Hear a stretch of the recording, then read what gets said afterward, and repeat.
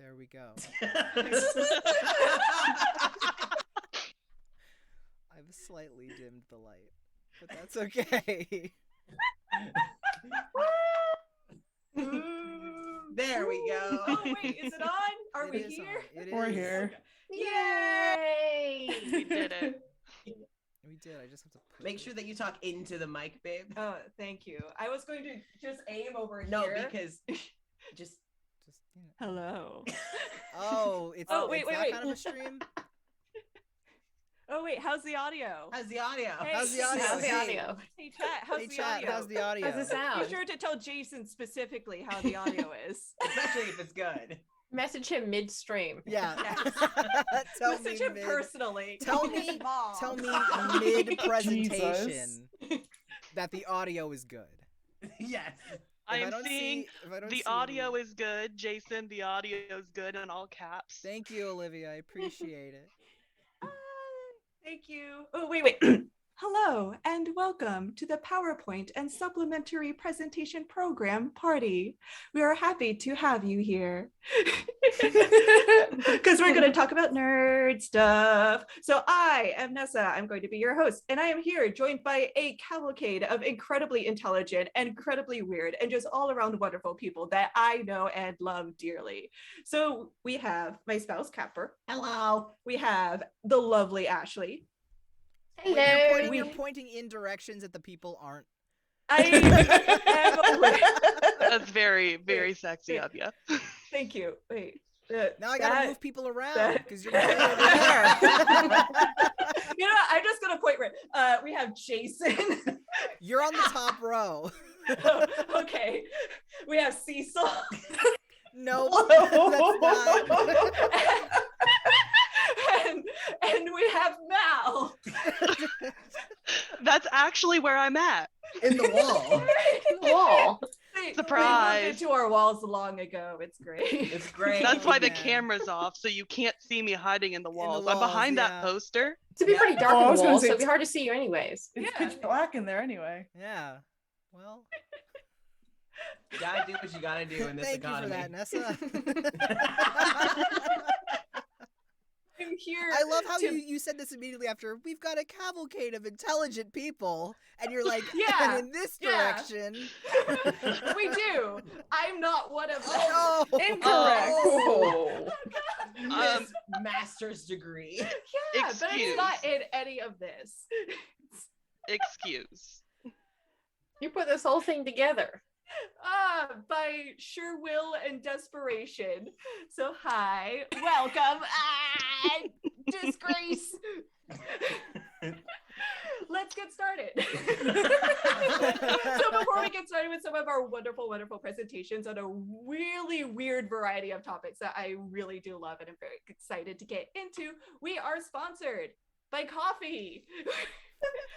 This So- coffee. Well, you may think that I am currently on said coffee due to my manic energy. I'm not. It's all anxiety. But we did still get the gay agenda from Grinding Coffee Co. It smells super good. And it ended up on our doorstep very quickly. And we got the cold brew version, which is guaranteed to ruin my system, but it's also sometimes just what I need. I think so far that's been the best Grinding Yeah. Coffee Co. ad Yeah. we've had We had to on give the stream code. ever. If you also want to be ruined by coffee in the best way, use Well. code NEXALISGAMES. Good job, you got it, nailed it. Yeah, first try. Use the code NEXALISGAMES and get 10% Yeah. off. There's a hair in my mouth. Okay, I we're gonna love start this from the so top. much. Bye now. I promise that didn't come from the coffee. No, It I am probably just- came from the it cat. probably did. Buy the coffee. The code. Support our stream. Yay. Mwah. All right. So we're desperately going to get started here because the first one up is Ashley, and I really am excited for this one. So we're going to Frogs. make Ashley host. We're desperately going to try and make all the technology work. If We're it gonna try to doesn't- make Zoom work. yeah. If it doesn't work, you didn't see anything. Hey, I mean, like, if nothing else, this is the first stream of this kind that we're doing, so Yeah, we're breaking ground. we're having fun. This has we're never doing- been done before. Ever. We're learning. Maybe not on We stream. are. We're learning on stream. Learning is the point of this program. Or Alright. you get to watch us Yeah. learn. And Yeah, actually, you edutainment. should be host now. Okay. So take Cool, us cool. away. Yay. Alright. Alrighty. And So- panelists, mute thyself during the presentation. Yeah. Chat, if you have any questions about the presentation, include them in the chat. Mal is going to collect all the questions during said presentation and then ask our presenter at the end. Yay. Knowledge! Knowledge. Knowledge. Alrighty. Knowledge. Knowledge. Knowledge. Knowledge is the reason we all All right. get Can along. everybody see the main page? Okay, cool. Because I can't see the Zoom screen from here. All right, so everyone, my presentation is called Fun Facts About the Top 10 Weird, but Oh, very oh, level. Uh-oh. What? Uh-oh. What? Uh-oh. What? Someone was calling for a stop. Uh-oh. Oh, What? We Oh. good? Now I have to reorganize everything. Oh no! It's still on the title page, so it's okay. Shoop. It's fine. I just have It- to. It's good. I just It's good. why. It's good. It's good. Good. It's good. Why I is don't it- know what black magic Why Jason's is doing. everything is just cropped weird? Everything is awful. No! Why is it cropped? Please. don't Everything crop. is awesome. There we Everything go. is awesome. Wait, let me fix. I'll fix it. Everything is It's cool okay. when you learn as a team. Hey! Yay! Live on stream. Live on stream as a I'm- team. It's okay. It's gonna get really big, but it has to get worse before it gets better. It Yes. does. Don't look at anything. You don't see anything. Just You don't Everyone look at close it. their eyes. Yeah, everybody, look away. Look away. Just don't look at it. It's fine. It's fine. Don't look at it. It's fine. Don't. You were dying. I'm not dying anymore. It's okay. Zoom rules mute while people are dying. Yeah, I mean, it's only polite to mute Yeah. yourself when you start to die. Yeah. It is. Okay, it's fixed. All right. Yay! All right. So is it Alright, good? Good to go? Yes, take us Okay. away. Fun facts about the top 10 weird but very lovable frogs. Hello, friends. Today we're going to learn about cool frogs because, as you know, anyone who knows me online knows how much I love frogs and how I'm constantly posting about frogs. And anyone who knows me also could probably assume that my favorite types of frogs are also the weirdest types of frogs. So that's what we're going to be learning about today. There's not going to be any of the white tree frogs or green tree frogs or red-eyed tree frogs in this. Those are all lovely, but you're going to see some cool and weird frogs today and learn the weird facts about them. The first one in our top 10 countdown is the wood frog. You see this frog, it looks like a pretty normal looking frog, but this frog has some cool powers, which we're going to learn about here in a second. Now, first of all, the wood frogs live in North America, mostly in Alaska, Canada, and northeastern United States. They do live kind of like almost down to like the North Carolina area, but they don't really live. There's a few patches in the middle of North America that they do live in as well, but they're mostly concentrated in Canada, and they do live all over Alaska. They're actually the most widely distributed frog in Alaska, which I think is pretty interesting because you don't picture Alaska having frogs, but they do. They measure 2 to 2.8 inches, which is 50 to 70 millimeters long. And they're diurnal, which means they're awake during the day, which is not uncommon for frogs, but you do generally tend to picture frogs being more awake at night. Their underpants, which I just love the fact that that's a part on a frog, is their underpants. That's quoted from the Wikipedia article, are pale despite their darker tops. One defining feature of them is that they have a dark eye mask. You can kind of see it a bit in this picture. You can see it a lot better in this previous slide. This little mark next to their eye is their eye mask.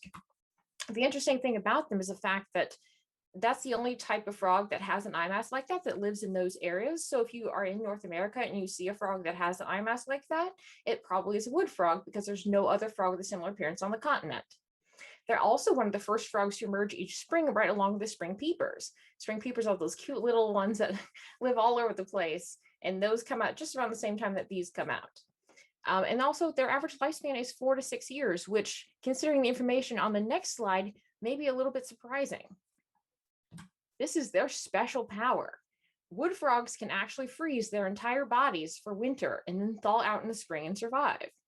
They can withstand temperatures as cold as 0 degrees Fahrenheit, which is negative 17.77 degrees Celsius, for as long as 7 months.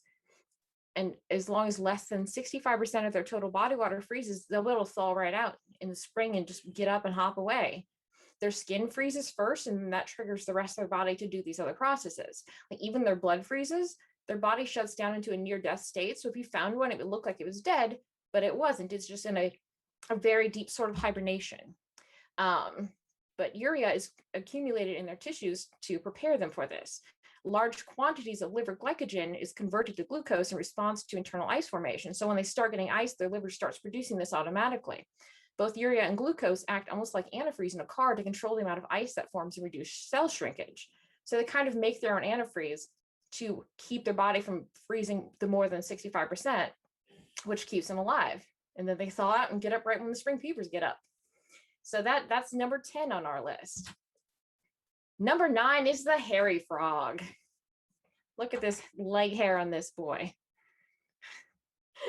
I as soon as I heard about these frogs, I'm like, they're definitely on my top 10 list because it's so interesting.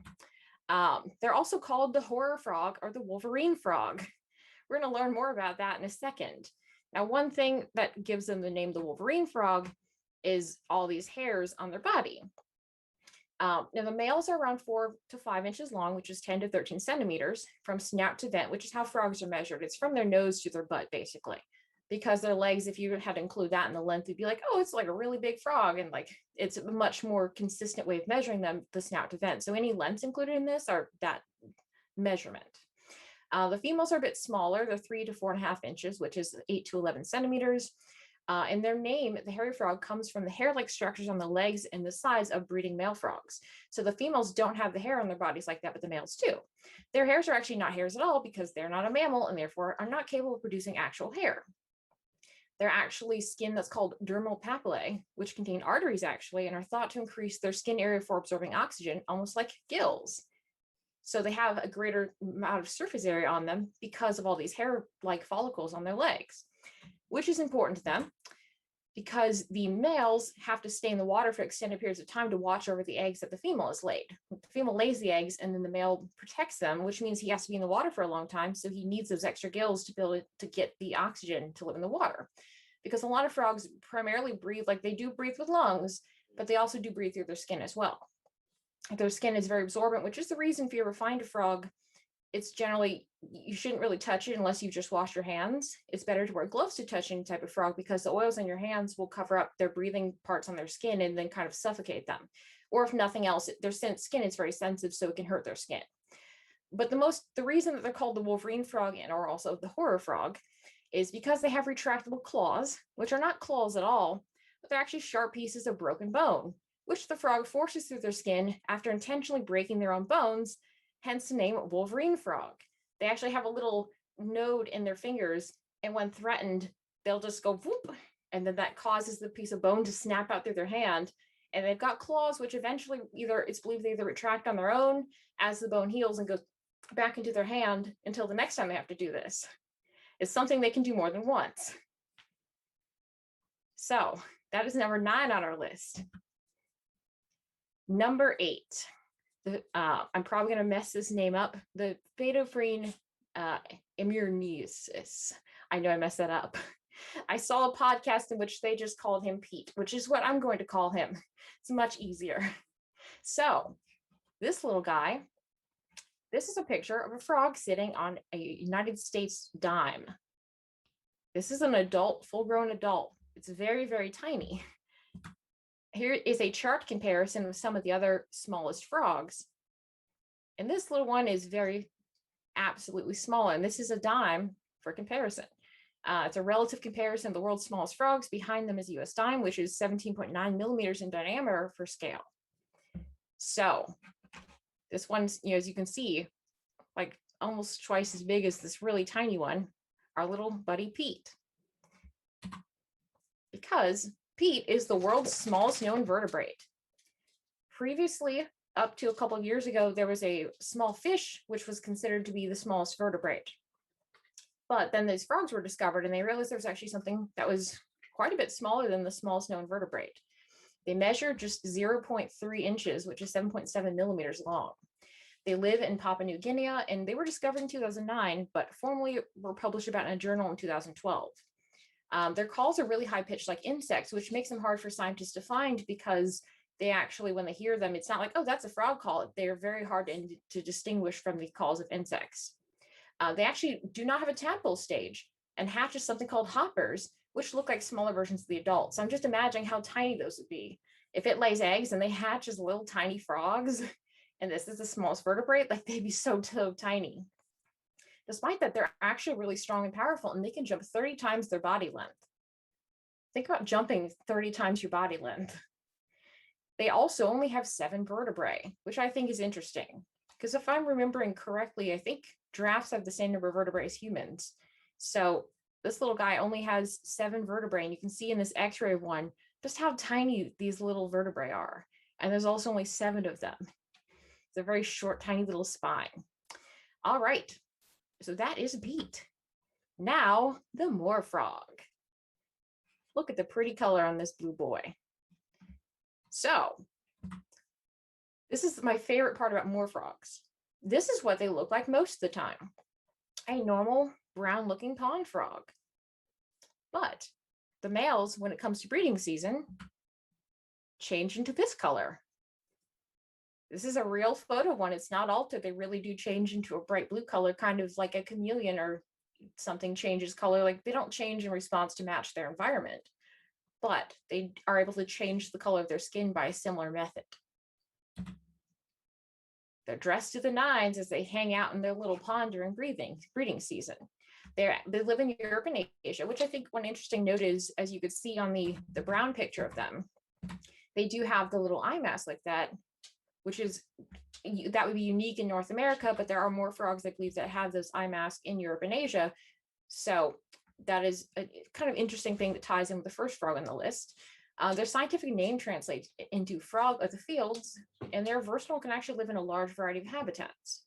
No one is really sure why they turn blue, because people for a long time believed that they changed blue in response to trying to attract females to them, but they've actually discovered that they don't, the females just kind of hang out in the pond and the males approach them, not the other way around, so it doesn't seem to be for that. It seems that the males, they may do it to either try to intimidate other males or to identify which ones are the males. But because they're frogs and frogs are gay, sometimes they're still seen hanging out with the other males. Maybe it helps them identify, oh yeah, I'm gay, there's a boy. I had to tie a gay frog fact into this somehow. And they changed a very flamboyant shade of blue, so it all matches up perfectly. There are gay frogs in my slideshow. So, but that is our number 7. So, number 6, the Azelbufo. This is a prehistoric frog. It was around 70 million years ago, so we don't actually have any pictures of them, but this is a size comparison between more of a normal sized frog and how big they likely were. They were very, very big. I like them because they were also called the frog from hell. They were originally described in 2008, but the first bone fragments were found in 1993. They're also called the devil frog and the devil toad. The name Beelzebufo comes from the demonic entity Beelzebub and the Latin term for toad, which is bufo. Their name translates into Lord of the Flies. This frog is believed to have lived about 70 million years ago in Madagascar. Despite the fact that they may have resembled horned frogs like the kind of size comparison on the first page, they're not particularly closely related. It's believed that they may have kind of been related back in the day, but that's not like a direct descendant of it. Kind of like how chickens are a closer descendant of T-Rex dinosaurs than lizards, which doesn't really make sense, but it's how it happened. So horned frogs may look like they did, but they're not the same thing. These frogs were particularly large and may have measured at least 9.1 inches from snout to vent, which is 23.2 centimeters. That's a pretty big size frog. Some people think they could have been as long as 17 inches. Yeah, so that was the original thing, and they're like, maybe they're a bit smaller than that. But also they are believed to have been able to eat baby dinosaurs. Yeah, I'm sure not terribly large baby dinosaurs, but as much as I love dinosaurs, I still think that is a very badass fact about the frog from hell. Just going out there being punk frog eating dinosaurs. Number 5 is the Mossy Frog. As you can see, they're very good at camouflage, and they have this very interesting textured skin. Now, they are an expert in camouflage. They're also known as the Vietnamese Mossy Frog and the Tonkin Bug-Eyed Frog. Their body bumps, spines, and spots make them look textured like moss. As you can see in this picture, this little guy looks a lot like the moss on the forest floor. They are found in Vietnam and China. Their underbelly is soft, and they have large sticky toe pads, which you can also see in this picture, which I'm sure makes them good at climbing. And they measure around 2.4 inches, which is 61 millimeters long, but females can be up to 3.1 to 3.5 inches, which is 8 to 9 centimeters long. I like them because I think it's a very interesting texture they have on their bodies. You can see in this picture too, they've got all these little protrusions and bumps and things like that.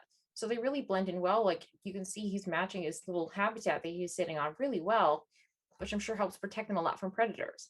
They can actually live in a large variety of different environments. They can live in forest, hollowed out logs, steep cliffs, and caves. They're often found in rivers at 2,300 to 3,280 feet, which is 700 to 1,000 meters up. So they're just hanging out in rivers which are at decently high elevations. When frightened, they will also curl into a ball and play dead.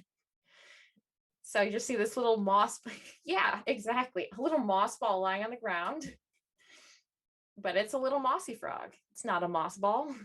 They can throw their voices 10 to 13 feet, which is 3 to 4 meters, which makes them hard to find. So when scientists are looking for them, they have to kind of search a whole area because they hear something like, oh, it sounds like it's coming from here. But they're like, nope, like a ventriloquist throwing their voice, being sneaky. They're believed to live as long as 10 years. So yeah, they probably, because they're so good at hiding, they can just hide on the floor and like, I'm just a dead ball of moss. Look, my voice is over there. I'm not over here. So that's some pretty cool mechanisms that they've developed to protect themselves. Then you have the blunt-headed burrowing frog. It looks like a frog equivalent of a bulldog. It's got that really square, chunky jaw. So they're also called the balloon frog. He's got this very square, chunky jaw on his little lips. They live in Cambodia, Laos, Myanmar, Thailand, and Vietnam. They breed in ponds and ditches. They can be found in a variety of types of forest, including decomposed forest, freshwater marshes, rural gardens, moist savanna, and temporary ponds of water. And they were formally described all the way back in 1868. They're also in the area a good local food source for people in those countries, which I think is pretty interesting. Kind of like in America, they have frog legs, so they have that over there. And it's considered a delicacy. Like the whole thing is like, ooh, it's tasty. All the different parts of it, like they can eat, like cook them and eat them whole or whatever because of all the different, because there's such a, like, they're very flavorful apparently. So that's kind of their cultural significance. I think it's interesting when they breed, they dip their bodies in the water when they lay eggs. Each dip lasts for 6 seconds, and each time they dip, they put out 200 to 300 eggs, which is an interesting way to deposit their eggs into the water. They spend almost all their time burrowing in the soil. You can see they have these big, strong, powerful looking legs, which make it look good for digging. It's believed that they might eat ants. They're kind of elusive, which is why they're not quite sure what exactly they eat, because they do hide underground a lot. And they're also a less commonly researched species of frog, despite being learned about a long time ago. And it's believed they only emerge from the ground during the rainy season, which is presumably when they probably breed. But my favorite thing about them is what they look like when they're angry.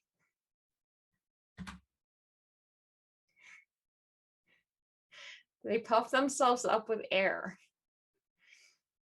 and they look very angry. They're called narrow-jawed frogs, as you can see that their mouth is much narrower than the rest of their body. They look like a big old pancake, though. If it was in a burrow and you tried to pull it out, it would probably not be able to come out of the burrow. So this is why this is my fourth favorite type of frog.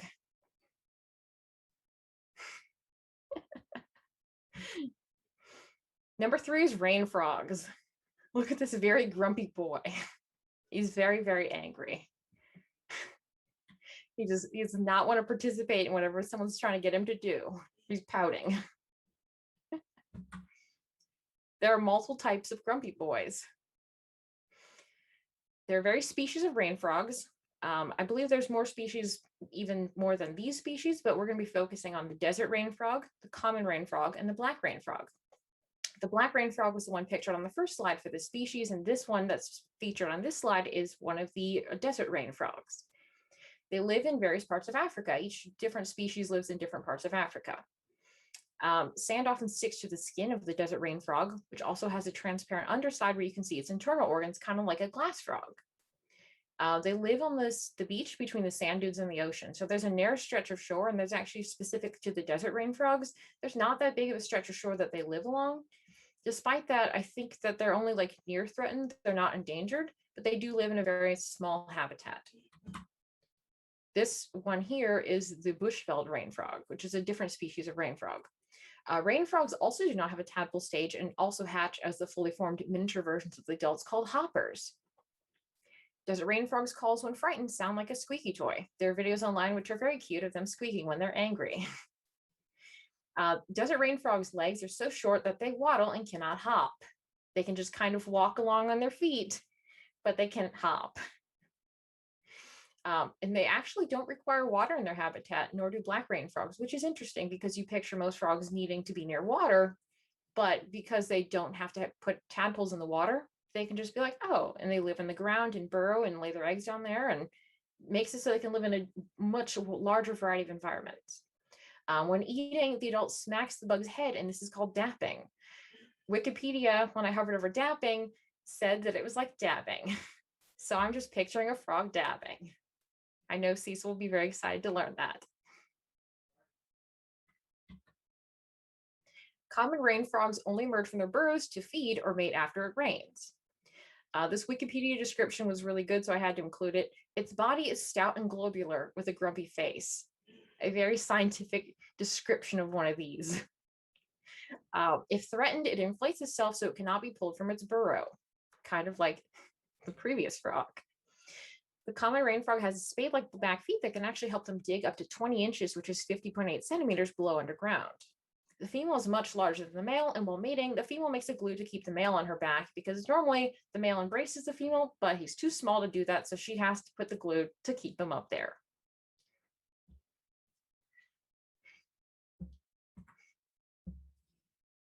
Number 2, the Pinocchio frog.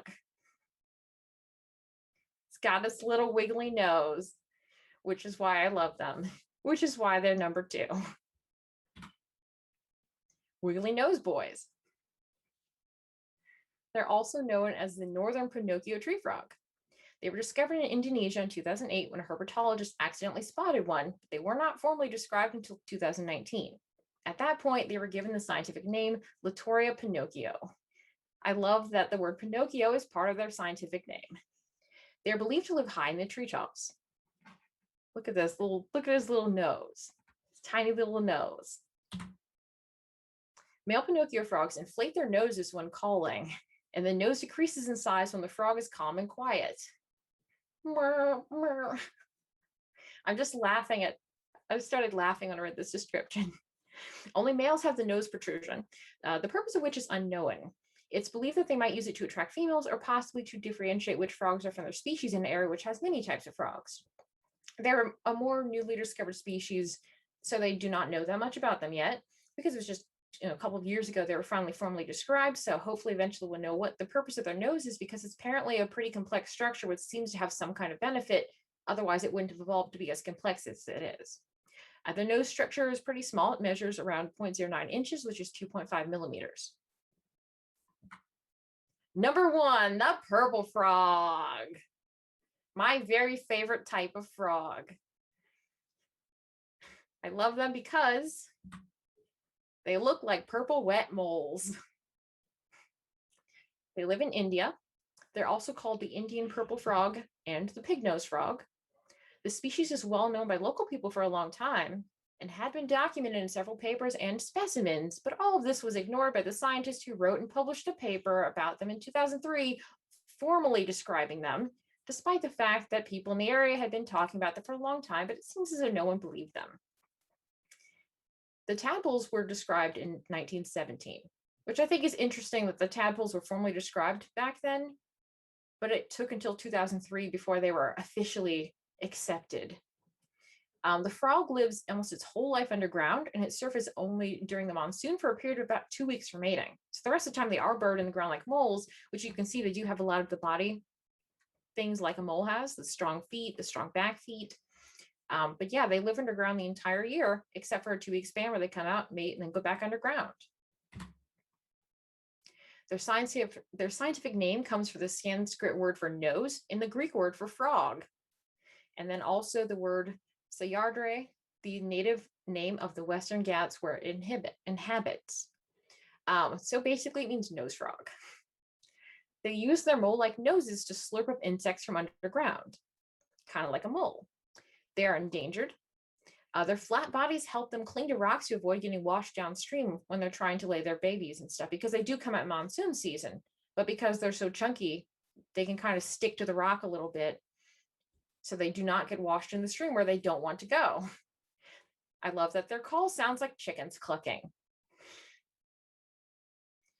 And then here is a picture of a tadpole. Now, I think it's interesting about the tadpoles because they're born in the fast-moving waters from the monsoon. They actually have a little suction cup on their face, almost like a leech or something like that, and they actually use that to cling to rocks. So unlike a traditional tadpole that, you know, swims around in the water, they have basically a suction cup on their face, and they stick to the wall as they develop into frogs. And then I believe at some point after they're, you know, they turn into a frog, then they too burrow under the ground and go live like moles. So that has been your fun facts about the 10 weirdest, very lovable and very cute types of frogs. So I hope everyone enjoyed learning about frogs that they maybe didn't know existed. I definitely had fun teaching everybody about them. Yay! Yeah. Oh, Okay, so stepping.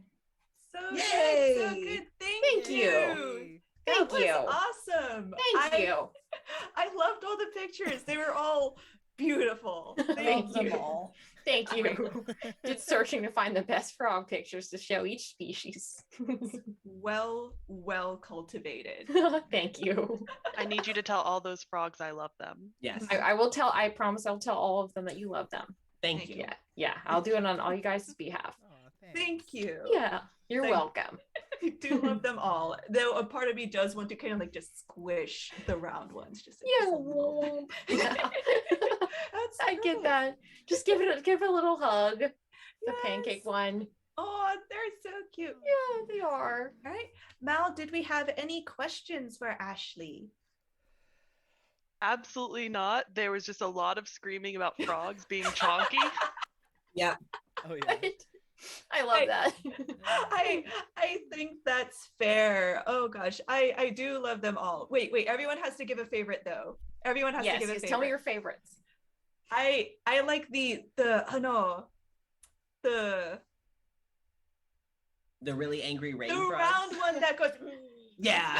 Yeah, the rain frog. Really, The really angry. The one. angriest one. Yes. Good. You are cute. The grumpiest boy. The Also- grumpiest boy. I love Everyone, we have received a posture check, so everyone check Oh. your posture. Yay. Other favorites. Who else got a favorite? I also like Grumpy. Good. Grumpy was really good. They're all so good. I also like the Cool. one with the lips. Just The blunt-headed burrowing Right? frog. me too. Oh, but also the blue one. Yes, I Yeah. like the one that's your blue. Yeah. I The just gay one. I loved the Beazzle. Oh my Yes, god. oh yes. They're Oh so my good. god. Been mad. Yeah. Ooh, Mossy Boy was really good. Mossy Boy was cute. Mossy boy, hiding in the surroundings, living a long time, pretend to be a moss ball. Oh, throwing his voice. ventriloquist. Ventriloquist frog. anything to not interact. Yeah. I do not perceive. Yeah. If you work in retail, they're like, "Oh, hi, customer." You're already out down the aisle before they see you. So good. Thank you. Do love them all. Thank you so much, Ashley. That was amazing. You're welcome. So we do have Mal up next. So Ashley, if you can pass the host baton to Mal. I shall. Baton pass. Alrighty. Let's go. I think love- I love Yay. Persona. I love Scandal. All right, Mal, and then you can screen share a go-go. Scandal. I'm Uh, pressing buttons. Choose Oh. a window. Oh, I could Ooh. choose a whole window Ooh. Just for you. just for me. Yes, just for you. You get the whole window. Fucking. All right. Let's see. I'm going to try and keep that there and hit this button. Did it work? Please be full screen. I love you. There we go. I'm the best. I mean, not the best. I'm working on it. Hey, y'all. I'm Mal. I'm going to talk about inattentional blindness and magic. Spoiler alert, there will be magic tricks talked about during this presentation. I will spoil how some very, very basic ones are done, but I promise I will not spoil how the amazing ones are done. So, first things first, attention, which I know is something that we all struggle with sometimes. Let's see. Oh, no, go to the next slide, please. Thank you. Attention is a limited mental resource that's used selectively for concentration on some information, but not on others. So everyone has that feeling where you're just trying to focus on that one thing and ignore everything else. That's when you're using your attention, and it's a limited resource that your brain chooses what's important and focuses on that, even if it's not the homework you're supposed to be doing or the report you're supposed to be reading. And it's one of those 5 basic components in cognitive psychology, which is called an executive function. We'll not even dig into that now. I just thought that was an interesting fact to throw in there. So there's a lot of limitations when it comes to attention. And by a lot, I mean there's 4, which is a lot. So there's interconnected issues that these all work together. There's more stimuli in the world that we can ever pay attention to. There's more faces that you could ever see. If you're looking at one of those pictures in a museum, there's so much information there that is just more than your brain can handle. And there's limits on how much that you can actually pay attention to at one time. So there's so much stimulus coming in, and there's only so much you can pay attention to. The good thing is we can respond to some things with very little attention, like all y'all who have driven for a long time and you're driving down the interstate and then all of a sudden you realize, oh, that was my exit I've just passed. I've not been focusing and I've gone 80 miles an hour for the last half hour. You know how it is. So some things we can do with very little attention, and with practice, some things can be done with less attention demands on our resources. So I know that Cecil's probably going to mention stuff about speed running. This is something that comes with muscle memory, and when it comes with not having to pay as much attention on something that you've done quite a few times. Now, these are the key things that we're going to have to know for magic. Because it is a limited resource, there's only so much There's only so much information we can pay attention on, and there's not enough brain juice for everybody to focus on everything at all the time.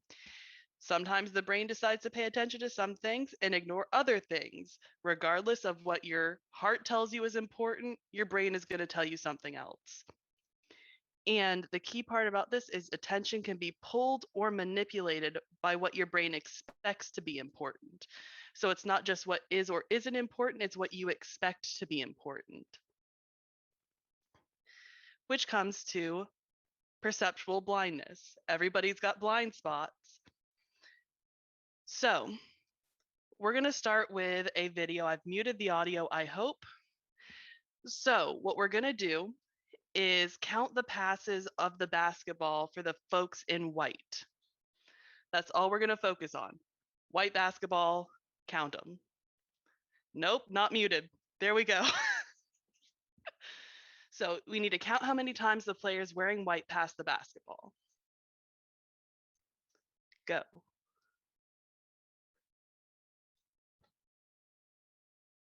And I'm just gonna make some noise here because the video has no audio anymore.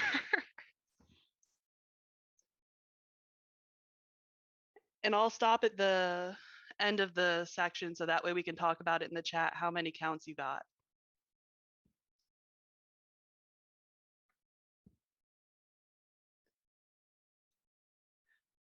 All right, let's see. Y'all can unmute. How many did you count? Like 12. Counted 14. 13. Yeah, I lost count at one point, but I also got 14. Yeah, 14? I lost count after 3. Okay. Hey, that's entirely fine. But the main question is, it's 15. It's 15, but how many of you noticed the gorilla? That's why I lost count. We're going to talk about that in a second. Damn it. This is one of the basic tests that people use to talk about inattentional blindness. Inattentional blindness is something that is right in front of you that is normally not noticed by folks. Stop going forward. Please let me go. There we go. Go to the next slide, please. No, I'm having an adventure, y'all. I don't know what I've done to proceed. No. Just go, please. No, we're going to live on this slide forever. No. There we go. So, inattentional blindness is something that is what happens to a person that doesn't notice something right in plain sight. When they ran this experiment originally back in the 1990s, the majority of folks did not notice the gorilla. It was up there. Over 50% of folks didn't even notice that bad boy. Just walking right in the center of the screen, chilling, pounding its chest. And it's got nothing to do with eye problems or vision. It's only got to do with what you're paying attention to. Probably, this is going to be some solidarity moment going on here. There have been studies that show those who have attention disorders, e.g. ADHD, any issues with executive dysfunction, are less likely to experience inattentional blindness. So it's theorized that this is happening because we can only pay attention to a certain amount of things. Us folks with attention disorders are used to not paying attention to one thing. And that we can only pay attention to a certain amount of information in our environment. And therefore, there are things we're seeing that are coming in as stimuli, but we're not perceiving at a conscious level. Cecil with their focus.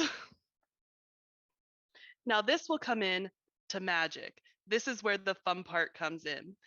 Because I don't know if y'all watch magicians on the regular like I do. I watch a lot of stage magicians and street magicians. Because when they come to magic, they use a lot of things to manipulate that finite source of attention. And defining what you perceive is going to be a magician's greatest asset. And typically they'll do this via movement. I've got some gifs here of different folks doing magic tricks, and watch how they're moving their hands. They'll use large movements or gestures to help pull attention away from the things that they're doing with their hands, distracting you from what they're actually doing. So looking at this first one, you see how he moves his right hand in a big gesture to pull away the attention. But if you look right here, this fingers, you can see where the coin actually is. So even though it looks like he made it vanish, you can see that he just drops it. So by pulling your eye to his right hand, he hides the fact that he just dropped the coin. This dude is doing a thing we'll talk about in a second called palming, where he puts something in one hand and then with that gesture with his other hand, pulls your attention away to something that you're not supposed to be, that he wants you to pay attention to, but you're not supposed to notice. And this last one, when Vines were around, I watched this guy all of the time. So he does magic tricks and his friend in the background spoils it. So He's holding the water bottle, does a bunch of movement with his hand, and disguises the fact that there's a hole in the side that he put his phone into. So by using these grand movements and things that are faster that you're not expecting, they can pull your attention away from the trick that they're doing, the little quick things, to make you see a performance that they're putting forward. So I use the term palming. That's a method of quick hiding an item in your hand to make the item vanish from sight. Usually they'll do this with something small, like a coin, a card, small balls. So that way it's something that you can hide in the palm of your hand. Nessa. You can hide it in the palm of your hands. That way it's easy to disguise what you're doing. So you can put it in the palm of your hand and slide it into your pocket, or that trick that everyone's grandpa does with them, that let me pull that coin from your ear. Simply palm it and then, oh, look, I've pulled this coin from your ear. So we're going to look at this video. No, mute. Shh. He's not talking. I'm talking. So this is going to be an example of him palming a coin, and look how he's using the grand gestures, the big movements back and forth to make a coin disappear. Ta-da, magic. So what he does is you use your palm very loosely and have the coin in the center of your palm. And by tucking that meaty chunk of your thumb over to hold it in the place, if you keep your thumb straight, you can move your hand all around and the coin won't fall out. Same for smaller balls, smaller cards, not those big playing cards, but just normal deck size cards. And you can hold something in your hand. We're going to move on from this one. No. Let's just see if that worked with his weird face. Please, let me go. Let me go. Yes. I've not used Prezi in many years. I do apologize. I will be better next time. So there's a specific type of card version for palming called the Tenkai Palm. This is specifically for playing cards or more solid pieces of cardboard. It was created sometime after the late 1800s, early 1900s by Japanese magician Tenkai. His name is Tahiro Ishida. And it's a quick way of hiding a card from someone. Hi, students. Yes. Here we go. So if you watch his hands, he's going to do what's called a Tenkai Palm and make the card totally disappear. And then pull it back. And the way he does this, I'm going to skip forward, is by, again, using that chonky, meaty part of your palm, hold the card in place. So you can tuck the card in and release your fingers, being your pointer and middle finger, and keep your thumb in line. So that way you can hold a card in your hand and not show folks what's going on out in the environment. So you can see he's holding it there, tucks it in against his palm, pulls his thumb down, and then tosses. Which is a neat thing that you can do with the chonky part of your thumb. And you can do this to make a card appear and disappear. Let's see.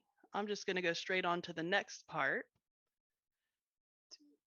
because these are just some basic tricks that people will do with attention, and they're doing it right in front of your face and pulling the focus away from what they're actually doing to the performance that they're putting on.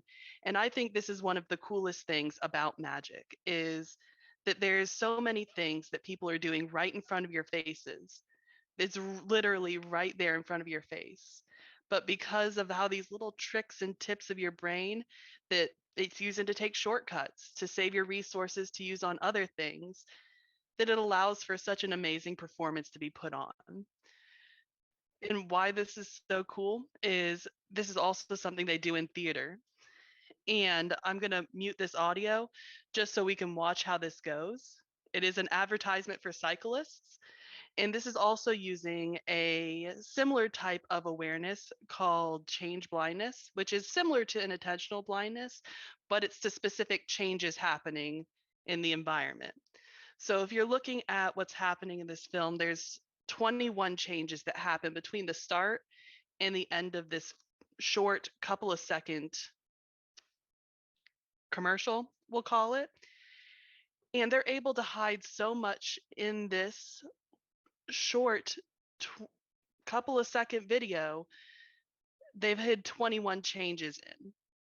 And they'll show you how they do it in a second. It's really neat. And I think that's so cool that people are able to use such amazing, quick little tricks that you won't even notice such monumental changes as seen in this video right now. And action.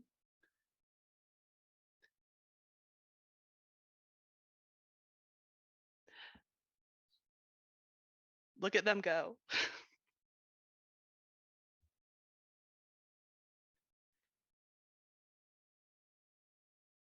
So y'all got any questions? That's my presentation about magic and stage magic.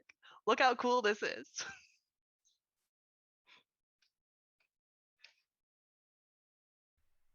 Oh, that was so good. That's so good. It was so cool. Whoa. Yeah, I got 4 changes Yeah, me too. at the Yeah. Yep. Yeah, Oh, man. attention is such an amazing thing, and I'm very bad at it because I do have one of those attention executive disorder problems.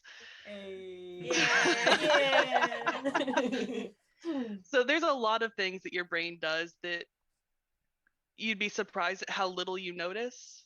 They do this kind of thing with experimentation with, I'm talking with someone face to face on the street. We're talking back and forth, and a piece of wood or a picture walks between the two of you, and they can totally switch out the person. 100%. I'm not even kidding. It's about a 50% success rate on this. So if you've got enough confidence, then you can change the entire person. Oh man, I think I mean, saw that gender, on one. Yeah. gender, race, height, everything. Straight up, nobody will know. I say nobody. 50% of people won't notice. Oh my Wow. god. It's a large amount. Wow. Because I think there's like a show on Netflix or something that goes through that. That's really cool. Like, I know with psychology and everything, you do have that limitation, but like, I've never thought of it in regards to like, hey, magic relies on this. There's an entire school in Colorado that this is the only thing their research psychologists do is study magic, perception, sensation, and how that works. That's amazing. That's really That's cool. Yeah, thank you so much. Yeah, Do we thank have you. any questions for Mal from the chat? And you can always ask me later if you can if you're having trouble with words. That's fine. Words are hard. Words Words are are They hard.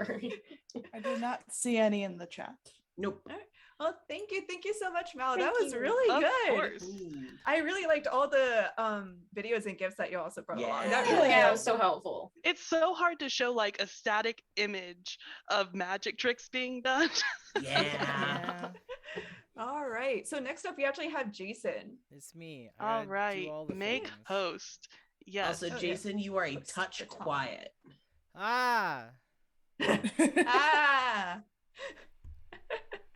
All right. Now we do. Am the I very- louder now? Yes. Okay. Perfect. We love it.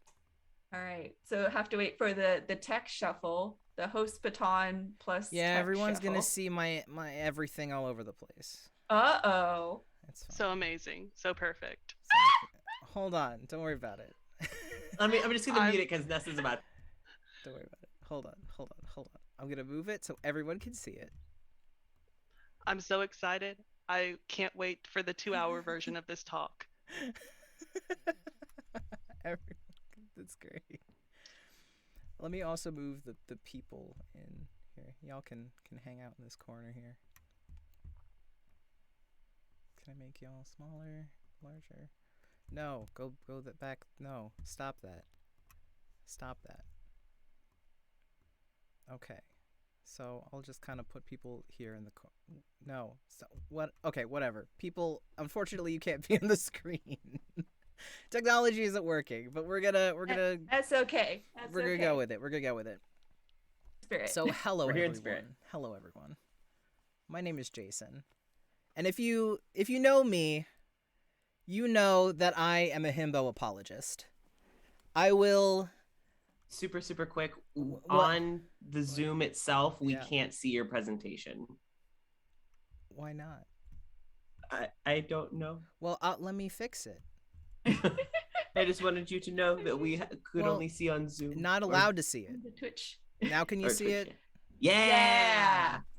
Okay, cool. So now, hello. My name is Jason, and if you know me, then you know that I am a himbo apologist. You've seen how ride or die I am for himbos on the daily. So I thought, I need to see more himbos in the world. So what do I have to do? I have to inspire people to create himbos for their own works of media. And how do I do that? By telling you why they're important. So let's go through the history of the himbo, i.e. heart full, head empty, the history of the himbo. So the history. The first noted usage of the word himbo was in 1988 in the Washington Post by an article by Rita Kempley titled "The Himbo, All Powerful and All Beef. It's the Real Men." And she noted that one of the things that I think is amazing is the fact that Rita Kempley implied that the use of the himbo in anything was a universal symbol of attraction for both men and women, but in just slightly varying ways. Although we all know it's because everyone's queer. So that's the reason. But anyway, she had a really great quote in there, said, "Hollywood has blessed us with the himbo," which I think it's a great quote. So from 1988 to 1994, the word itself wasn't fully introduced into the public, even though it was starting to be used in media to describe the stereotype of a himbo. But it was used publicly in 1994 when sociologist Michael Kimmel analyzed the stereotype in his book Manhood in America, A Cultural History. So he divided the himbo into the two types that kind of draw the female gaze and the male gaze independently of one another. So a lot of people are familiar with the female gaze being, the model types in magazines, the beefcakes, the sex symbols of desire. Like, those are the kind of himbos that I guess under, Michael Kimmel's idea was the female gaze.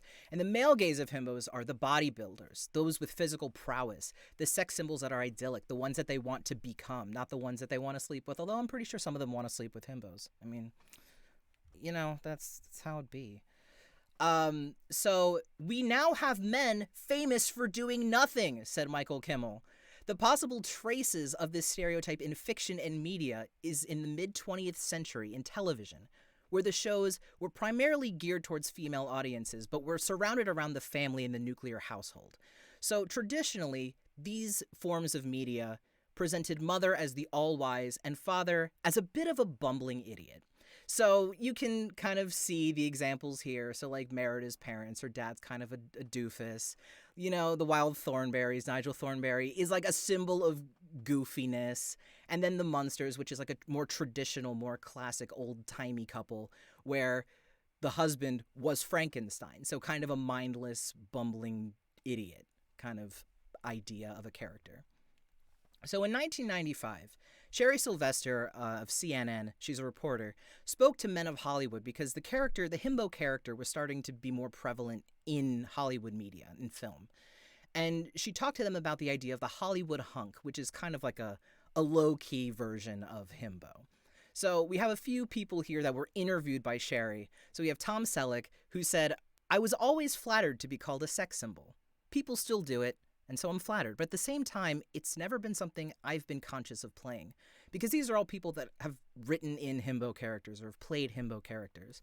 So he was like, yeah, sure. That's great. I mean, I didn't know that was something I was doing, but I'm glad the public appreciate it. Keanu Reeves said, "There's a great word. What is it? A himbo? Yeah, himbo. I love that word. I read that and I laughed my head off." Which, big props to Keanu Reeves, because thank you. Thank you for agreeing with all of us. Director Peter Bogdanovich said, "I just did a show with Grant Show, who's a big star in Melrose Place, and he's a superb actor. And nobody even thinks that. All the people say is, well, he's just a hunk, which is kind of the idea of where Himbo was at the time. And Sylvester Stallone was the only hater of the Himbo. He was the only hater, and I'm very mad. He said, there is one beef, though, that he has, and that beef means, and brawny mean brainless. Sylvester Stallone has fought the stereotype of the Himbo for years. He said, they expect me to be very much like the characters that I see on film, so they kind of take the characters he portrays and expect him as a person to be that same kind of person. So, in 2006, there was Himbo controversy. With the release of the song of Pink's hit Stupid Girls. The Today Show spoke to 17 editor Atusa Rubinstein and psychologist Jeff Gardere about the idolization of bimbos and himbos, because the song Stupid Girls is about how if you play ditzy in Hollywood and in the industry, it kind of gets you things with like the higher ups, you can get money by being stupid, stuff like that. So it was a really bad stereotype. So I also really don't like the way that these two people approach the idea of himbos and bimbos, like the stereotype of it. So Atusa said they're malleable. So this is in talking about the himbos. They said they're malleable and they have nothing better to do. As women become more successful, they want a guy who isn't going to take over their lives. We're seeing a role reversal here. We got here because we taught our girls to be strong. And because we have strong women in society, apparently the men are just going to play dumb because they can get away with it. Which, stupid, I know, because the women will call them on their shit. And then we have Jeff Gardere, who said, they believe that's okay to express sensitivity as well as use their sexuality as a means of gaining what they want. They also include allowing women to take on the role of a provider for them to ensure that they have this role of being cared for. And by using their, lack of brain cells and just overabundant physical prowess, that's automatically going to, I guess, fall in the male's favor and the himbo's favor, because now they can just kind of goof around and laze around, and then the women are going to do stuff for them, which I think is bullshit. But, that's what the psychologist and the 17 editor had to say. So what is a himbo?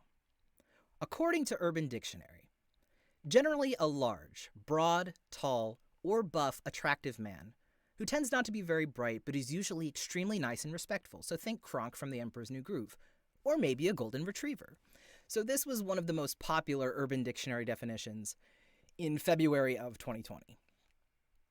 But in November they wrote, think bimbo, but actually better. He's a little slow, but he's trying his best. Big, beefy, almost always has a nice ass, and drinks respect women juice. Most of the time, the only thing playing in his brain is elevator music. Just don't make him think too hard, and you should be good. So here is a little breakdown of a himbo, of your standard himbo. So let's start at the top, and we'll work our way down. So at the head, we have varying degrees of empty. So degrees of empty can include things like lacking or only having knowledge of specifics, or, full lack of knowledge of a specific thing or topic, or decent amount of knowledge in exchange for an emphasis of other key himbo traits that we'll soon talk about. So if we move on further down, we have the heart. It's full. You can see that. It's a full heart. The extent of his ability to put his heart into action and his ability to be properly documented through the things that he does. This could be anything from caring about a cause, a person, multiple people, or anything, everything. His heart, the ability to love things knows no bounds, okay? If we move on over to the titties, you can see that they're thick, okay? They're thick titties. Stop laughing at me, you two. I see you. No one else could see you, but I could see you. Now, the most important thing here, now you can see, is the arms and the legs. Now, this is a little bit of an iffy point here, because they normally have varying degrees of definition. So more often than not, arms are the most defining visual trait of a himbo, while legs can be anywhere from firm enough to squash a melon to toothpicks holding up a steak. So, it's anywhere in that range. And then the final piece of the puzzle, the mystery box. You never know what you're going to get. Okay? But that's after the fact, okay? That's a later piece of the puzzle, okay? So here's a generic Himbo chart that I found on the internet. I don't know some of these people. Only one of them, actually. I know everyone else. But just here's an example of where people can fall generally within the Himbo realm of space. So on the one side, you have physicality. So either this guy's yoked. He's a slab of grade A beef, whether he knows it or not, and has the Himbo physicality. Then you have decently athletic, or maybe just large, but not the Adonis that a true Himbo is capable of being. And then you have not physically impressive at all, just looks like a regular dude, does not have the Himbo physicality. And then you have the line of the mentality of a Himbo. Is thick of head and gold of heart, a lovable idiot with a true Himbo mentality. And then you have is either a dummy or a really dependable guy, but not a complete mix of both. The scales are kind of weighed on that. And then actually pretty smart, or just not a good dude. Doesn't have the Himbo mentality. So then you have some examples here. So like Link is a combination of the Himbo mentality of thick of head, gold of heart, but isn't a true beefcake, Doesn't have that definition that people like Kronk or Goku or Thor might have. Then you have characters that are decently smart. So like Jaime Lannister from Game of Thrones is kind of in that middle range, but is a genius and knows how to work the people around them socially. And then you have people like Brock, who's kind of not physically there, but is a complete dumbass. So it's like you have that mixture that kind of spread out over a majority of different kinds of Himbos. So the Himbo in storytelling. What is the importance of a Himbo in storytelling? Himbos are like salt. They complement storytelling in a way that adds just enough flavor that it's not so overpowering, and it's not so simple that it's bland. It's just the right amount of seasoning to give the story something special. So let's look at some of the ways that Himbos can be applied to storytelling. So what do they bring to the table? Well, you have your comic relief Himbos. You have your means of exposition. They come in and they kind of set the story. You have the control variable to compare intelligence to your probably intelligent main character. You have the group muscle, somebody who comes in and just powers through things. You have a confidant to the protagonist, a friend. You have unique protagonists and villains that are kind of in the Himbo range. And then you have balancing the rule of three, which is evident in so many different kinds of storytelling mechanics. So in the rule of three, it's a writing style and a storytelling style that implies that a trio of events and or characters is more satisfying because the rule of three plays on the idea of a pattern or a rhythm. So you have some examples here of, Doctor Who, Drake and Josh, Anastasia, Star Wars, you have Pokemon, and why am I forgetting that other, I literally just watched that movie. Why am I forgetting? Ferris Bueller's Day Off. Thank you. I am a Himbo. We've established this. You gotta have Himbos told by Himbos. So the 7 basic plot archetypes. So this is a storytelling, just like a basic storytelling style that employs a sense of organization and balance to which the Himbo can easily fit. So all stories kind of fall into these 7 basic plot archetypes, and you can look at anything and they'll fall into one of these. So understanding the varying forms of Himbos can come in, I wrote in twice, relation to plot. Let's take a look at how practical applications of the Himbo character can affect 7 basic plot archetypes. We can do this by looking at examples within the archetypes themselves. So we have Overcoming the Monster, Rags to Riches, The Quest, Voyage and Return, Comedy, Tragedy, and Rebirth. So I did go through, and this took me quite a while, but I did find examples for every single plot archetype and Himbos that kind of tell the story. So in Overcoming the Monster, in these stories, this is where the hero must destroy the monster to restore balance to the world. And that's just a generalization. So it can be anything from the world as a whole to a town to just anything that the main character has control over. So you have things like Legend of Zelda. So Groose is like a himbo that kind of rivals Link in Skyward Sword, but he does play into ends up becoming a confidant, ends up becoming somebody that helps in the grand scheme of things. You have Matt Hooper from Jaws, who owns the boat that takes you out to go investigate the whole thing with the shark incident. You have Sid Highwind from Final Fantasy VII, who's just like a yeehaw cowboy who pilots planes.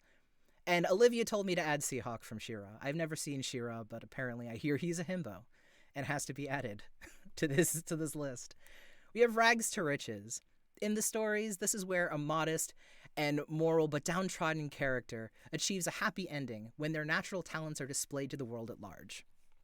So you have people like Sam Drake in Uncharted, where the whole thing is about going and uncovering lost and hidden riches.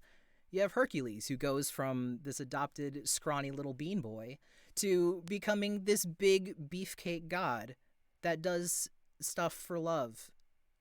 Because love is the most, I guess, the richest thing a man can achieve is love. I don't know. And then Might Guy from Naruto, because of course, look at him. Look at him. He's just muscle and no brain cells.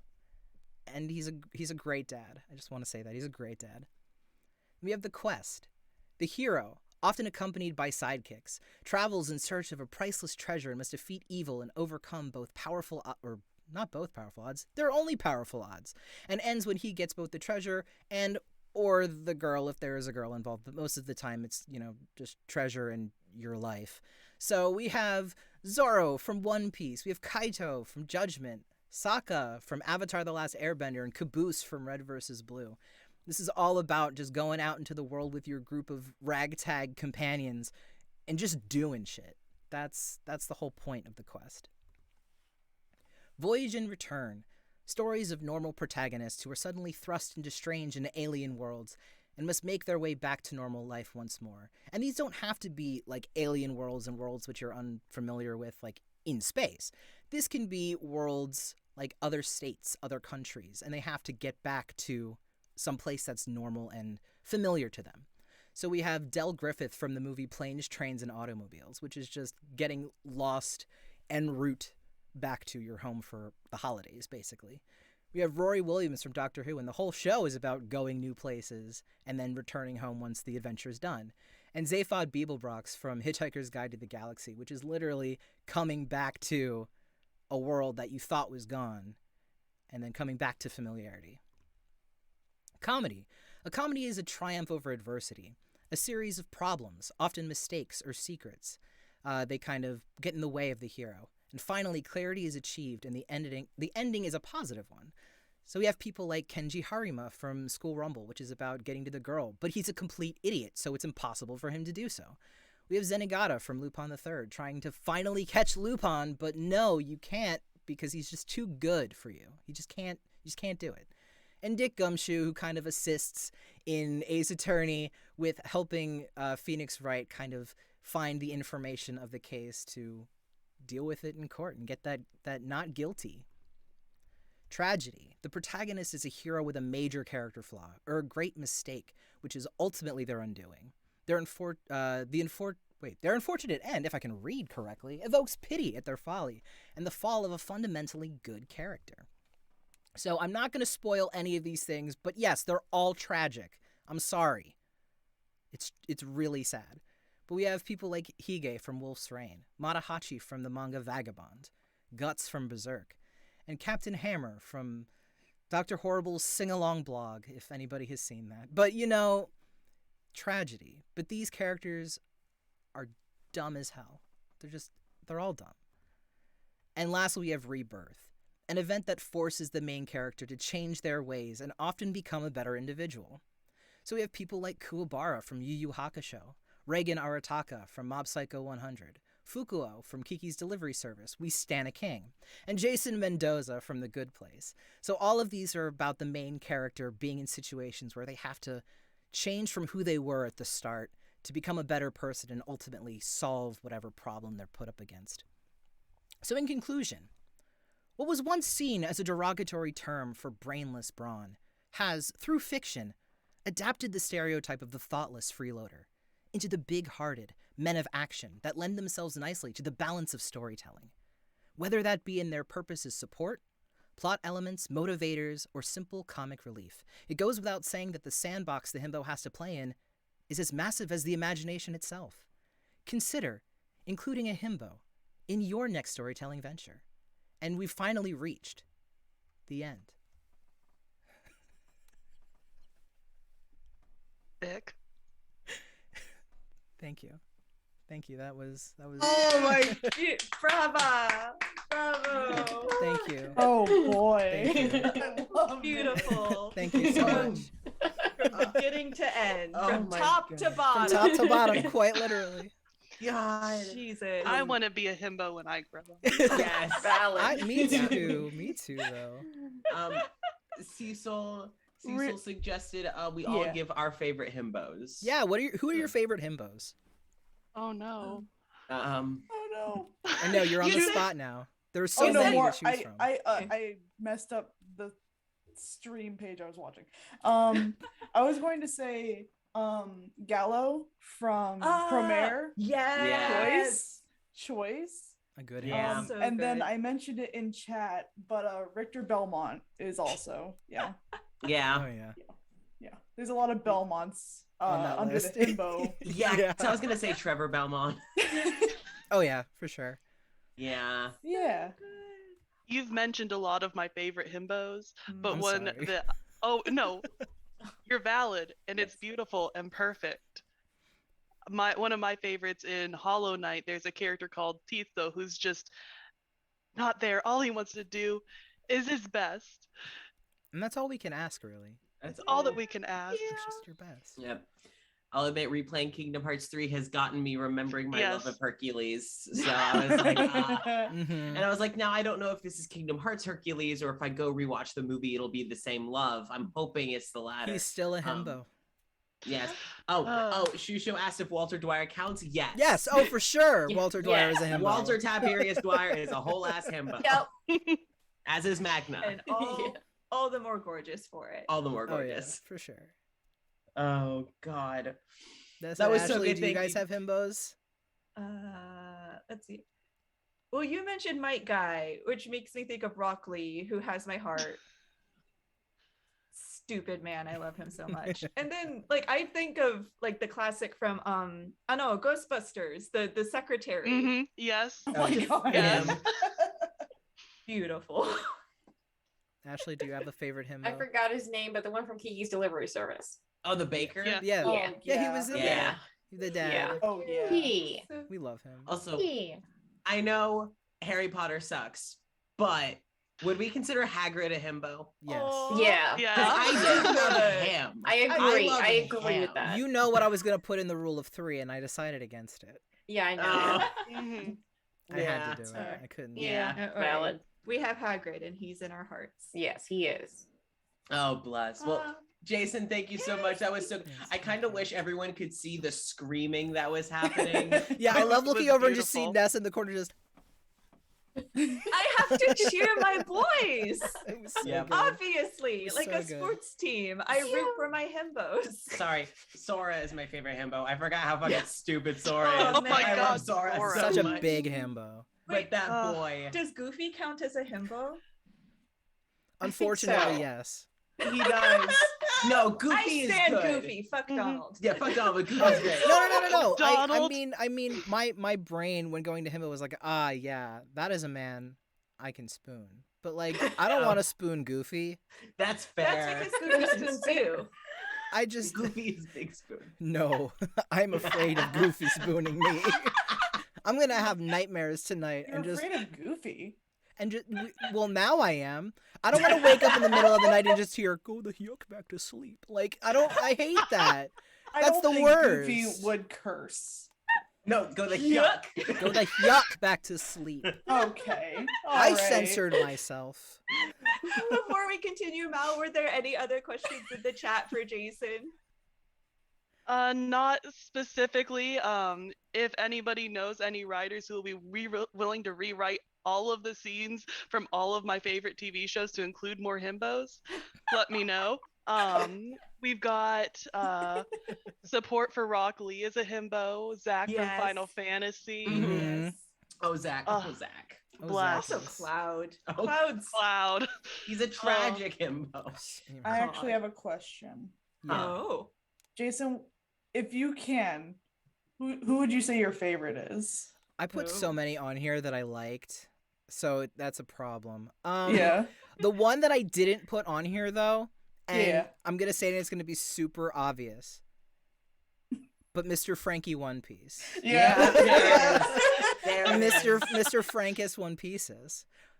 That's by far my go-to himbo. I was surprised to not see any Frankie on there. Well, I put Zoro, and I was like, I can only put one. No. It's just all He's One the more. Piece He's the more. characters. Honestly, I could have made a whole One Piece himbo thing. There's over like 800 characters. I could have easily done a One Piece himbo thing, but that That's was. true. You know, It's a another sequel. one, now that I'm thinking, Fred from Scooby-Doo. Oh, Yeah. Yeah. Oh yeah. Whole ass Definitely, himbo there. That's a definitely. himbo. It is. Oh, God. Well, thank you so much. Very good. I will, of course, be always thinking of a himbo to put in all my future projects. Mhm. So we're going to continue on down with Cecil. Oh no. So, Jason, if you Cecil. could make Cecil the host. I Pass sure the can do host that. baton. Everyone's done it so like flawlessly, and I'm like, You're gonna do Um, good. Excuse you. Let's I was figure not out- flawless. I was perceived. Well, I don't I know. think that Oh, was just part of the presentation, Mal. It, yeah, that it was just fine. I was perceived, and I made it all of your business now. My favorite part was when the thing went upside down. Yeah, that was so love good. that. So good. The true magic trick is that we never saw it coming. Yeah. Surprised us. Yeah, no, I totally planned all that. I knew I had to be perceived, and therefore I had to make it everyone else's problem. So, So good good. though. All right. All right. Ooh, Cecil, bring Yeah. us in.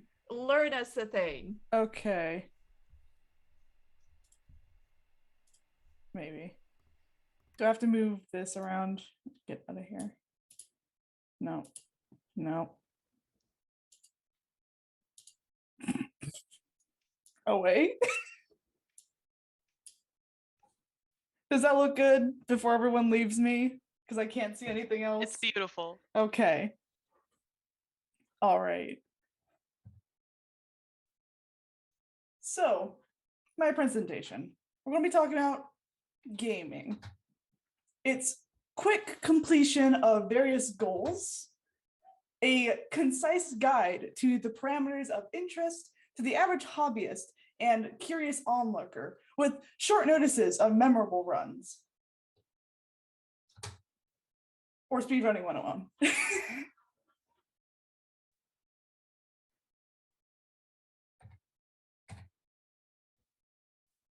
So I'm going to be touching on some terms in speedrunning. I'm going to be touching on some history. I'm going to be giving some just some examples of some speedruns that came to mind that kind of talk about some of the terms or include the terms. So starting out, you got speedrunning. What's speedrunning?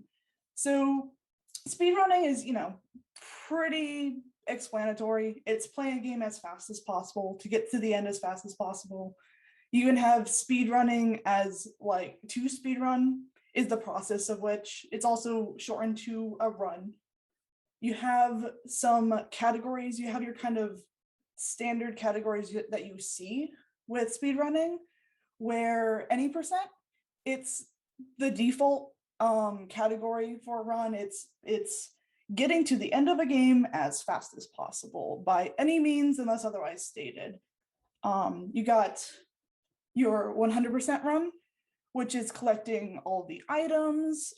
It's dependent per game.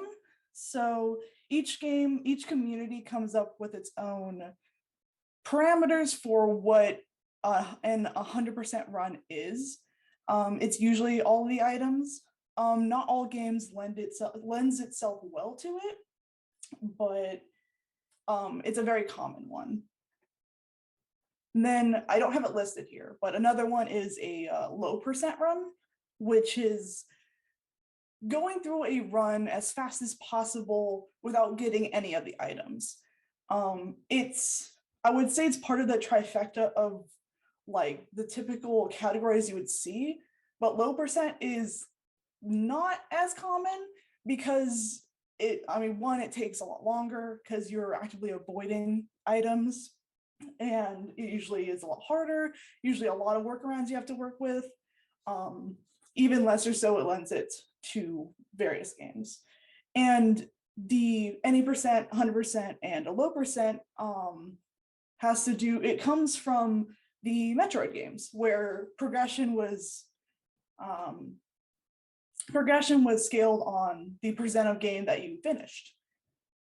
Then you have tasks, or tool-assisted speedrun, which is a input file made to play through a game like the most optimized way possible. So a lot of speedrunners use taskbots as a way to kind of plan out like what the most optimized run is, and like how an ideal run would look. There's a lot of really cool ones. They're wild. Because it's a robot, a lot of it is like precision. It's really cool to watch. The reputation of tasks, people saw it as cheating. They thought it as like, we're not actually playing the game. But nowadays, task like runners and like typical speedrunners, the task works as research, and they kind of work hand in hand. If not, they do both. You got emulators, it's just a software that runs a game outside of its original console. So that's often you'll see, like, I think there's you have the virtual console, you have like the Switch can run like the older games. That's essentially an emulator. You got RNG, which is also known as a random number generator. It's a function in the game's code that is responsible for creating the random events. So for example, if you would have a puzzle come up in a game and the answer is different every time, that's a result of the random number generator in a game, or the RNG. You have a wrong warp, which is when a player manipulates the game's code in such a way to trigger and transition in game that places the player elsewhere.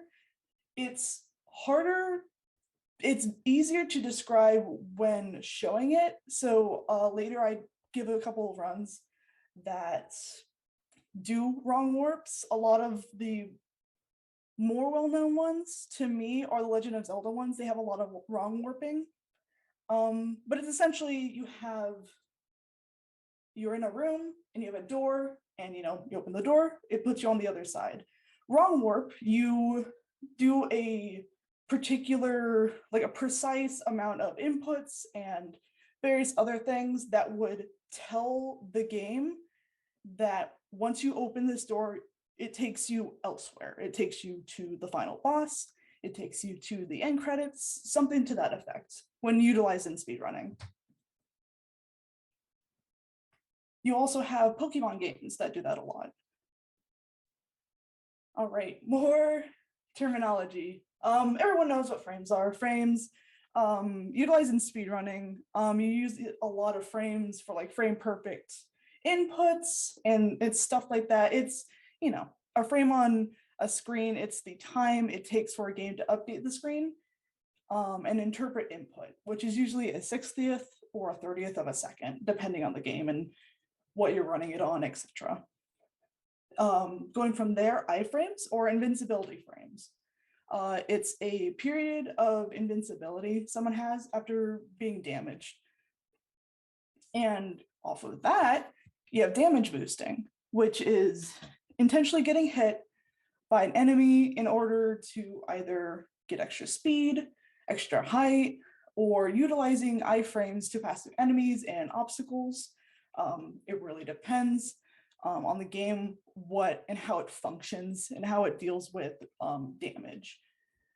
You have death warp or save warp. I've even heard it called a load warp. It's intentionally dying or saving and reloading to be brought back to a checkpoint. It's to avoid backtracking. Once you've gone into like a dungeon and you don't want to track all the way back out, you just die or save and reload, and it'll take you back to the checkpoint. You have out of bounds or OOB. It's parsed out. It's the going outside of a playing field of a game. You'll see a lot of that in, again, one of the examples I'll give later. There are games that a lot of the speedrunning takes place outside of the playing field of the game, out of bounds. You have Secrets Break, which is more or less what it sounds like. It's the doing events of a game out of order. So, for example, the idea of how it's a lot of the time used, where you have, say you have like different temples you have to go to. You have the first one and then the second and third. And that's the order that the game presents it to you. If you're speedrunning and you're able to skip the first dungeon and go to, or temple, go to the second temple instead. One of the things that can happen is a game sees that you're in the second temple and it reasons, well, since you're already in the second temple, you should have these items that you should get in this first temple, because there's no way you would be in the second temple without these things. And if you're able to get to the second temple, then you can automatically get the items and be in the second temple. And then you have no major glitches. This is one of the kind of stipulations that you can get with categories, often any percent. So you have an any percent run. It's getting to the end of the game as fast as possible, by any means except with no major glitches. No major glitches being like a wrong warp, where it cuts like the game in half. Anything that's like really a big game break is something of that sort. All right, so we're gonna go into the history. There's kind of gonna be just the milestones of speedrunning. While it didn't exactly start in the 1980s, the kind of beginnings of it started. It's worth mentioning that in 1980, Activision's Dragster was released and encouraged players to send in pictures of like their screens that they got the time of under 6 seconds, which would be, it put you in this kind of like leaderboard club that Activision was having. Then 2 years later, this actually led to the first paid professional video gamer. I believe his name is Todd Rogers. I don't put his name here because I don't think it's as important to remember the name, because decades later in 2017, he was outed as the first cheater, that his time was not legitimate, and that he doctored the picture. But it's important to note, because Dragster was definitely the first game where the goal of the game was to go as fast as possible. And that was a huge scandal. There's a bunch of documentaries and articles on that. But that was kind of like the beginnings of the echoes of speedrunning. So in the 1990s, you have Doom and Quake that came out. And starting with Doom, would include a demo mode that it's something you see with arcade cabinets, that it would take, anyone that would play the arcade game, it would save that gameplay, and while it's sitting idle and sitting there and you have the kind of demo mode to like it, the title screen's flashing and it's like play the game, it shows that gameplay that was played, and that's the demo mode. And with Doom and Quake, these included a demo mode where the player themselves could record a stage, or stage at a time, could record that in a demo mode. And so they would have this recording of their gameplay. And since video capture and different technology of that sort, it wasn't accessible to the average hobbyist at the time. And along with the rise of the internet, this gave way to like being able to share these gameplay files that was not otherwise like seen before. And so this kind of produced a lot of forums and websites dedicated to the gameplay and the discussions, and would come to like create all these different challenges for these games. I think for Doom, there was one where I don't remember the name of it, but it was a challenge where you could only use your fists and a couple of like melee weapons. And it was stuff like that is like the inception of where like these first speedrunning communities were born.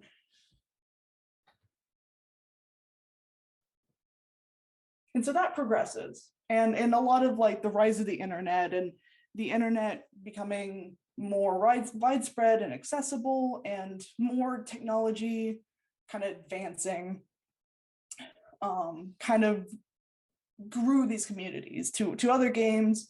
There's the Speed Demos Archive, I believe, is a website that kind of started in the 1990s, and from there keeps all of these, like, the archive of all of these demos of all these games, not even Doom and Quake, as other games would involve or would include demo modes and whatnot. So that continues on.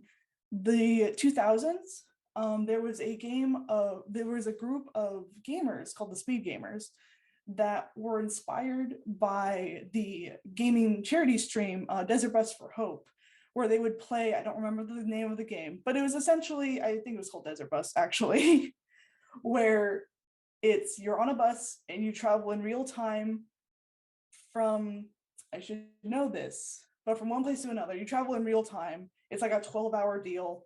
And so they would play that, and it would be a charity stream. And they were inspired by that and organized a Legend of Zelda speedrunning marathon, where they would run like 7 Zelda games over like 72 hours. And they ended up raising $1,000, over $1,000 for St. Jude Children's Hospital in that time. And it was so successful in 2008 that in the following year, 2 years, they ended up having at least 7 more marathons during that time, which ended up inspiring, we have, like, I believe it's Speed Demos Archive. They kind of saw that and were like, hey, we can do that. We can create this big, like, speedrunning marathon that goes towards charity. And so along with the progression of like technology, you have faster internet speeds, you have emulators, you have better computers, et cetera, capture cards, et cetera.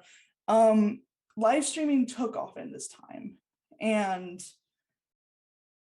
it took speedrunning from this kind of solitary hobby to a more interactive experience with others, kind of a spectator sport.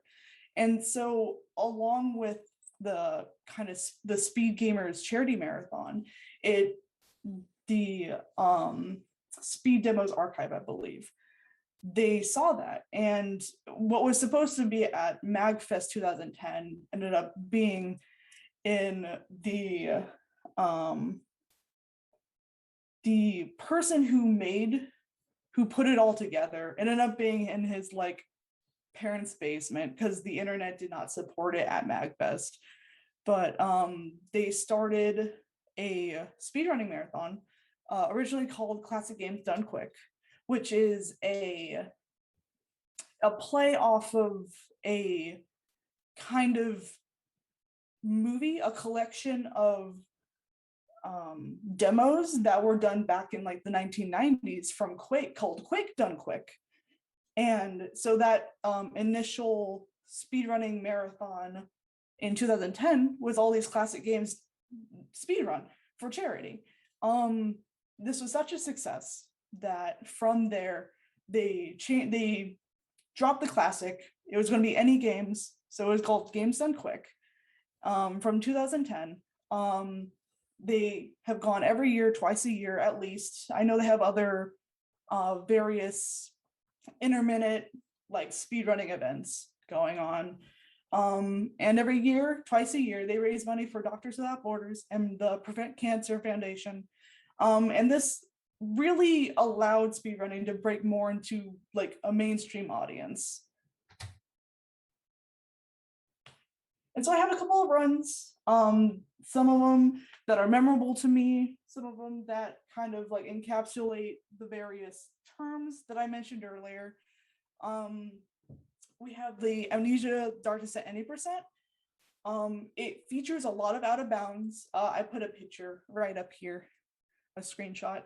It features a lot of out of bounds. It's honestly not scary at all. A lot of speed runs that are of horror games end up being not scary at all. So if that is a problem to watching scary games, it honestly, he runs right in front of one of the enemies because he can't be seen by him. It's very much like it's a funny time. It's a fun time.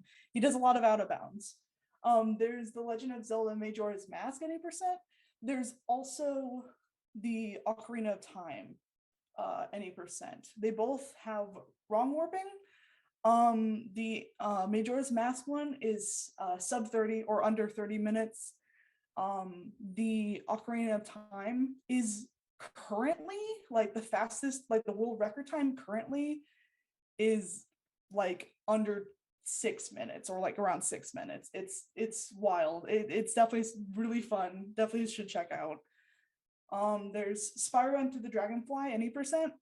I mentioned this one in particular because me and my brother played this game on the GameCube, and I remember we sunk so many hours into it. And out of curiosity, I looked it up at one point, and it's under 2 minutes long because in the main world you can essentially get to the final boss under the main hub. You can get to the final boss and beat him within like 2 minutes. It's such a wild thing. A notable mention, Punch Out Wii.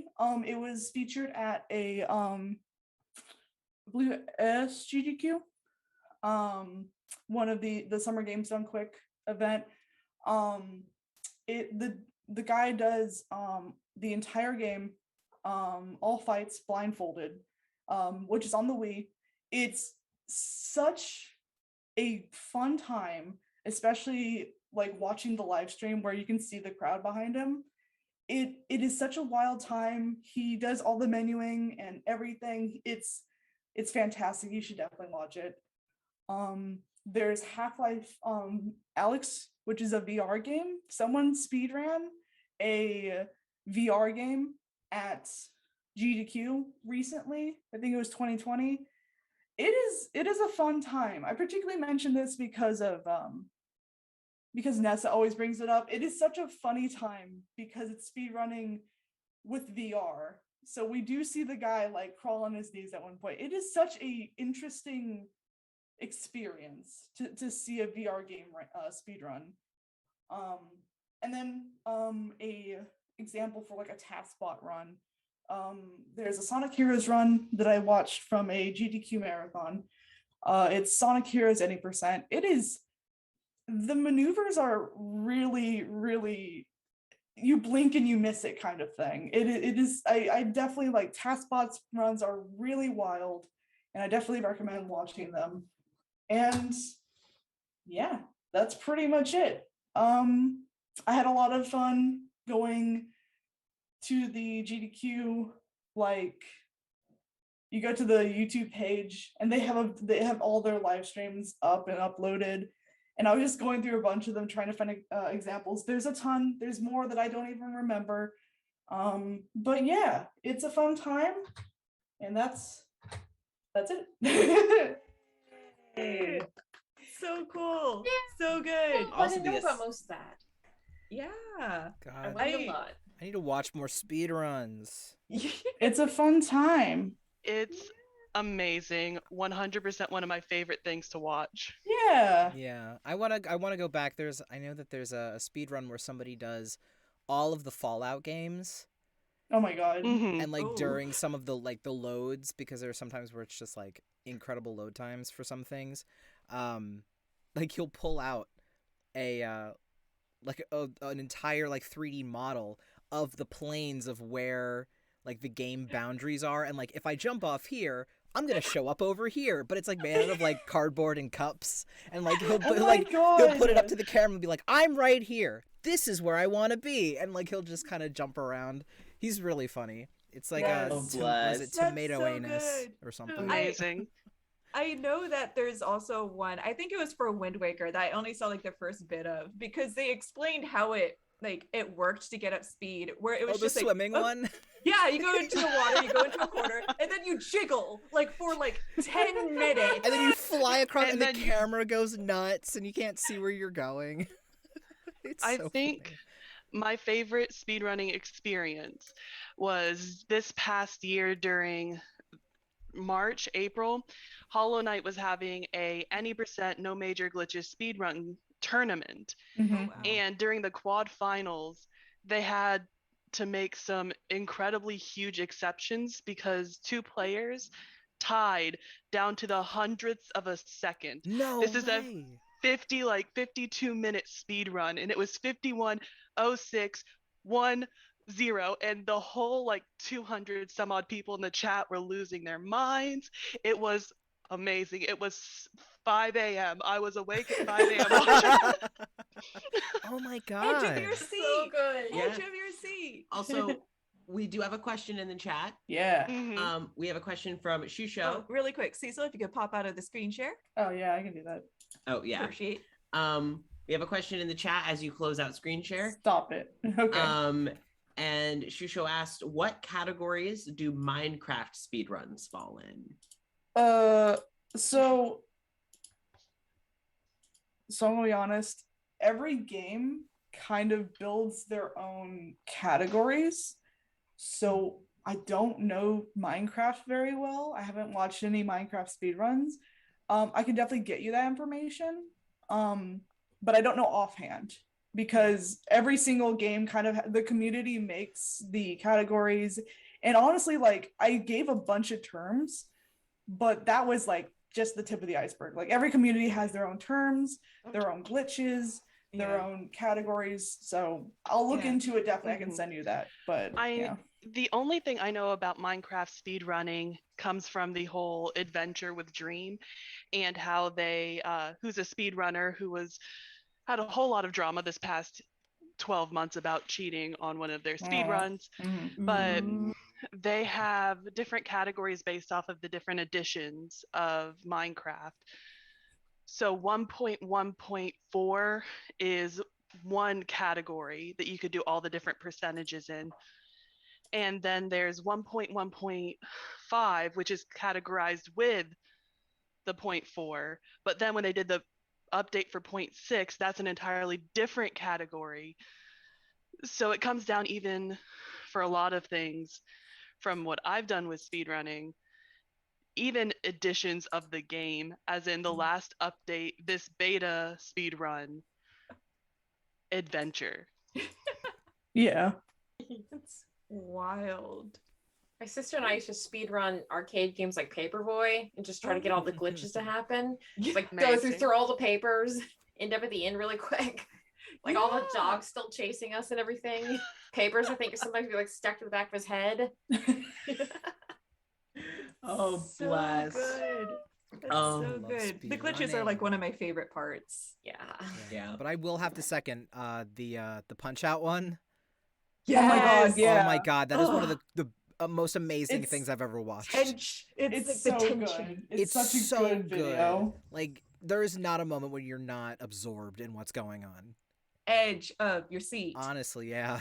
Amazing. Yeah, honestly, Incredible. I want to say that there's a speed run for everyone, that like you'll find one run that like is like so enrapturing. Yes. So like yeah, definitely. Yeah. And like there's a very wide variety because I know there's a speed run for like GeoGuessr. Yeah. There's a speed run for like Stardew Valley. I know there's Someone's- there's a TaskBot speed run for Brain Age. Yes. Like Yep. that's so Yep, good I saw too. that. That one's really good. Yeah. I know there was a speed run that was done, and the thing is, I never watched it, so I don't know how it was done. But you know that old, like, it was like a phone app and website with the genie, and it guesses the characters. Yes. I know, like, someone did a speed run. I don't know how, because I don't know how you do it. You can speed run anything you Yeah. put your mind I- to. I- Set the I parameters. honestly need to watch that one because I'm like, So good. how? How? Yeah. That's Huh. so good. Well, thank you so much, Cecil. Thank you, That was Cecil. very Yeah. informative. And also, like, now I'm sure a bunch of people have like to watch lists. Yeah, right. Yeah, This is all on definitely. YouTube, Yeah. I can make a playlist and like, here's the ones you should watch. The Here's highlights. fun We'll- ones. We'll Yeah. put together. We'll put together a playlist on the Thesperience YouTube of Cecil's speedrun suggestions. Yeah. Yeah. I'll do Yeah. it. Have to watch all of them. Yay. Akinator. All of them. Akinator. That's it. Thank No. you, Olivia. Thank you. Yeah, like real Akinator. quick. Alleyway Jr. Like I just saw chat and it's like Super Monkey Ball. I love Oh, watching oh, Super yeah. Monkey Ball speedruns. Those are Wild. such a time. You are so correct. So Mm. good. I would have put that in if I remembered. Yeah. Yes. Oh, Cecil, if you can pass the host baton. Yes. Yeah, Maybe. I'm next. I'm so excited. Oh God. I'm so ready. Oh, Everyone's my been God. hyping. So good. Everyone's been Everyone- hyping this up, and I'm I ready. need should- everyone to know I'm that so I love my excited. wife. I You'll love do my great. You're gonna do Alright. good. Got it. Wife. All right. Let's hope. Let's pray. You got this. All right. Let's make sure that we're All right. looking good. Out of my way, nerd. I need to get up close and personal with my PowerPoint here. All right. Is it showing? Are we there? Are we Real good? quick. Yes. I love the title. I know, right? I am proud of this. All right. Are we We're good? good. We're ready. All right.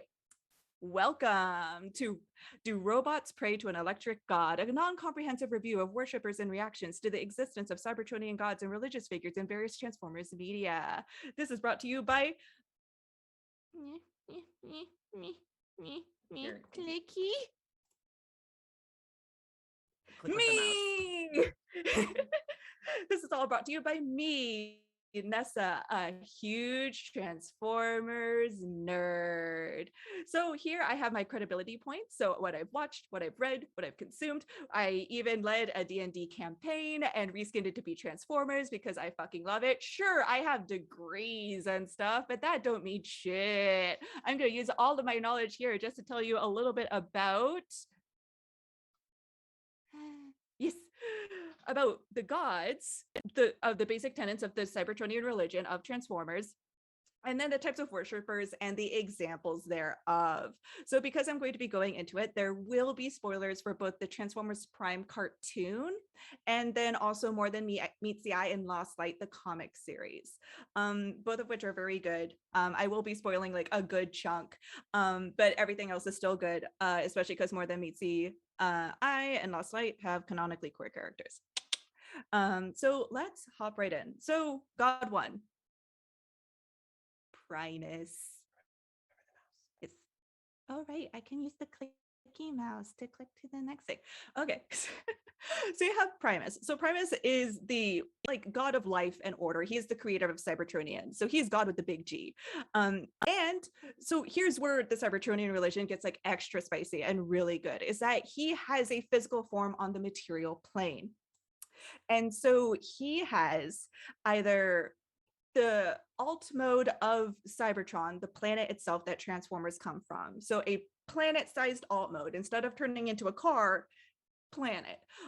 Or he is the center of Cybertron. So if you dig deep enough into your planet, you can meet God.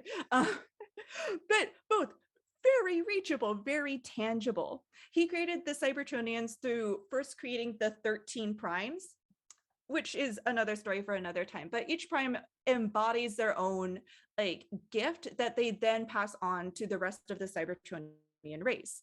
So you have characters like Micronus Prime, who then created the Minicons. You have, I believe, Adaptus Prime, who gave Cybertronians the ability to transform, XYZ. Both of them also create sacred artifacts that have their own miraculous powers. So for instance, Primus created the Matrix of Leadership, which he gave to a line of primes, which give them the ability to commune with the previous primes in the lineage and call upon their wisdom, and also somewhat commune with God. So it still exists to the present day in the current timeline. So all of those are very much readily available and still have their miraculous powers. What Primus also does in the current time is, so he creates Energon. Energon is the fuel and the lifeblood of all Cybertronians. It's what powers all the machinery. It's what gives them like fuel. It is food, it is water, it is everything. And all that comes from Cybertron itself. And in essence, it comes from Primus. Along with that, he also generates sparks. So not like electric sparks, sparks as in the soul and like heart of a Cybertronian. So in essence, if the Cybertronian has no spark, they are dead. So the creation of the sparks is how like they have progeny, how they recreate and procreate. And so all that's done is that initially it's you would find sparks just on the surface of Cybertron, and then you would harvest them and then put them into its own body. Later on, they developed a process of creating their own sparks through a more like artificial means, but still equivalent to a regular spark, equivalent to everyone else in like sentience and everything in regards to it. All of these are important things for later. However, Primus, beyond just being like tangible form core of Cybertron, also has an avatar figure. So he has a like transformer that's running along with all the other transformers and meeting with everyone. And that transformer is loading. Is this fucking nerd? Meet wrong. He's a twiddly little sweet boy, but dear God, he is like the only therapist in a world populated by Cybertronians, all with PTSD. He is tiny. I could break him over my knee. I fucking love this guy. But yeah, also, he is God. He does have an alt mode that isn't Cybertron, but what he turns into is so useless, it was classified as an ornament. So, God. So antithetical to Primus, God, almighty creator of all life on Cybertron, is Unicron. So we have good Primus, bad Unicron. So Unicron is the god of chaos and evil. He is known as the Planet Eater, the Chaos Bringer. Planet Eater is not metaphorical, it is literal. He is the size of a small planet or a moon, and he eats other planets. So he's not great. And so he also produces energon known as dark energon, which it tends to corrupt those who imbibe it, and also can be added to a corpse to make, in essence, a Transformer zombie. Unicron also is in the Transformers Prime canon, the center of Earth. So tangent, because I have all of you here captive. So one of the fun things is that, so as Primus created all Cybertronians and is the center of Cybertron, Unicron was defeated, went into a dormant state, material and debris gathered around him, and then he created Earth. And upon Earth, life developed through evolution, a chaotic trial and error state that then created sentient life, that being humans. So as Cybertronians are to Primus, humans are to Unicron. And the idea that human beings are the progeny of another, like an alien racist satanic figure is amazing. Now you know. So here, as we go through, we're going to talk a little bit about the different types of worshipers. So those who just really much practice the religion. And I'm going to kind of go on a spectrum from too for batshit to we're good to so don't worry, there's logic. Kinda. So we're going to start with the Functionist Council. So the Functionist Council follows something called, not something called. So the Functionist Council follows a movement called functionalism. So functionalism is, in essence, form equals function. So your alt mode is something that you're just bored with. That's what you naturally do. Ergo is a gift from Primus. And so if you turn into a drill, then Primus says you should be a miner and you can't be anything else. And so this is, of course, taken to very like extreme degrees of, hey, sure, you might want to be an artist or you might want to be a construction worker. But if you turn into a microscope, you're a scientist and a scientist only. This is taken into even further extremes of eventually decreeing some transformers to be obsolete. You transform into something that is no longer helpful to society and to community, ergo you have to die. So fascists, and thus we don't like the Functionist Council. But this doctrine is all backed up by the whole like Primus is a god of order. Of course he wouldn't create something that didn't follow like a logic there, and so they are using that to move their political doctrine forward. But not just through political doctrine, you can also take the religion into just basic bigotry. So we have Star Saber. So Star Saber is just a classic crusader. If you're not following Primus's doctrine as he sees it, then you need to die. So it's not enough to be a believer in Primus. You have to follow this certain doctrine. You have to be religious in a very certain way, or else he will kill you. So classic. As we continue through the batshit crazy, we're going to eventually get. It's trying. It's trying. There we go. Yay! Okay. So this one I've been looking forward to. So this is Chief Justice Tyrest. So Chief Justice Tyrest found religion later in life, we'll say. So he is not only pursuing a utopian civilization that's said to be founded by the mythical Knights of Cybertron. So back in the way back, so we remember the 13 Primes, the OG from Primus. We also have a community like not long in that generation to be the Knights of Cybertron and are said to have created a utopia. So looking for it. However, in order to do so, he felt that the Cybertronian race had to be cleansed of sin, in essence, in order to do that, and in order to then be made worthy to enter Utopia.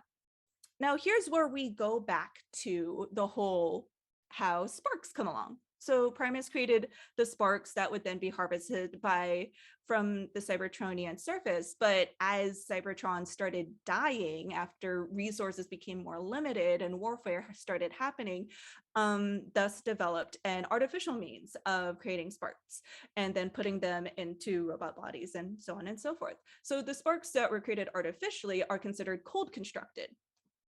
And because they didn't come directly from Primus, Chief Justice Tyrest felt they had to die, and thus enacted a genocide. By this point, about like 50% of the Cybertronian race were cold constructed.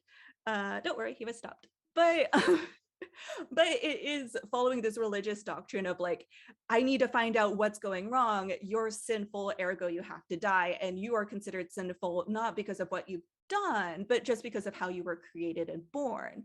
Another thing is you'll notice in these crunchy pictures that I've added here that Chief Justice Tyrest has all these dots on him, and that's because he drilled holes into himself as penance for what he has, done wrong.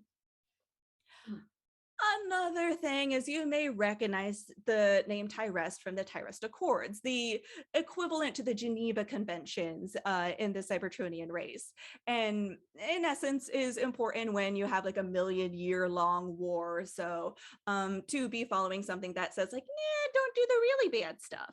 But something to keep in mind is that that doesn't stop me from critiquing Chief Justice Tyrest, because the Tyrest Accords is not a sacred religious doctrine. It is actually just a political one or a military one. So if you think that might be doing something wrong in like criticizing this man, then fight me. Fight me in the Denny's parking lot, which I just went past in the slides and can't get back to. Fuck you. There we go. Fight me in the Denny's parking lot. Bring any fucking weapon you got. I will beat you because I'm bringing my thesis and it's going to be hardcover, baby. So yeah, I will critique whoever I want in my presentation. Anyway, let's continue onwards. Okay, so here's where we're going to like enacting of religion, but into a more benign sort of way. So we have Drift, who is also similar to Chief Justice Tyrest, found religion later on in life. It's more spiritual, reborn. He was converted by the Circle of Light, which is another like very similar to the Knights of Cybertron. They follow a code that's very similar to like a samurai code of honor type of thing, but all very much followers of Primus and the tenets and religious doctrines. Drift tends to take it to a farther extent, going like full like hippie mom with the whole like cleansing crystals and following your aura and things like that. But it can also be argued that he tends to play into that in order to make himself look like more nicer, less intimidating, considering that he does have a very bloody background. So he does follow kind of more traditional version of following Primus. Of course, you do have a lot of other followers who aren't as religious as they are currently in a war. It tends to lead to being distracted by other things like survival. But we go to the far end of, so I have gone over that there's a lot of things in the current present time that connect directly back to a god. So it leads to wonder, are there atheists? Is there anyone who's going to say, no? There's still atheists. Meet Ratchet.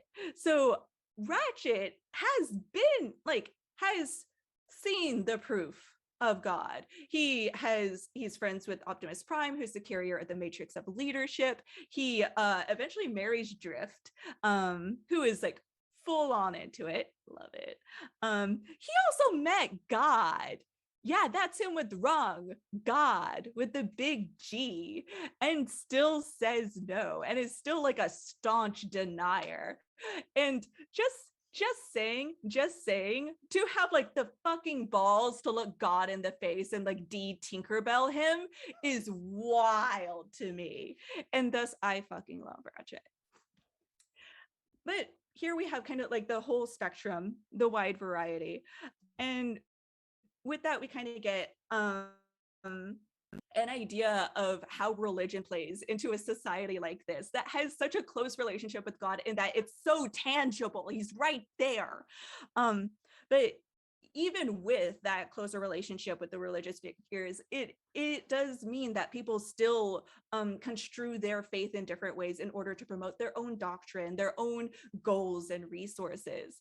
And it could even be used to justify cruel and unjust actions, even with God right there. And in essence, someone chosen by God over here, Optimus Prime saying like, merciful, be nice. You can still be like, nope, God told me I'm going to do this. And also with the Cybertronian society, because war has destabilized it so much, religion has become less of an organized religion where you go to church and more of an individual thing of you trying to just grapple with your relationship with God and the afterlife. But it also means that, hey, your vision of a just and loving God is probably a bit skewed by the whole like war that has ravaged your civilization for millions of years. And horrendous amounts of PTSD. So it does lead to very interesting relationships with religion, where you either go to it as like this safe haven above all else, or you deny it with every crux of your being, or you use it as a tool. And with all that, it leads to this very interesting exploration of what it means to have religion and what does it mean to have a God so close right next to you. But that is ultimately my concluding points. Like I said, I drew a lot from Transformers Prime, More Than Meets the Eye, and also the Transformers Prime wiki. Not Transformers Prime, the Transformers wiki. So that's me. Thank you all for coming and listening to me rant about Transformers. So Yay. cool. I did I not love know any of Ratchet. that. You can take a breath now. I don't think Nessa took a breath. That I don't think so entire either. I time. was like, oh my God, she's going to pass out. I don't need to breathe. She's drank the coffee. She's in the car. She's on the way to Denny's. Let's go. Right. What do you Oh, mean? She's God. already at Denny's. She's been at Denny's. There's a I am both presentation at from- Denny's and here at the same time. right. You're gonna utilize a glitch to get to Denny's. Just go at the door and you'll eat at Denny's. Go put yourself in the corner of the room and vibrate a lot. You'll show up in the Denny's parking lot. I've turned You'll off phase collision. You'll phase into Denny's. He'll T-pose into the Denny's oh, parking man. lot. Jeez.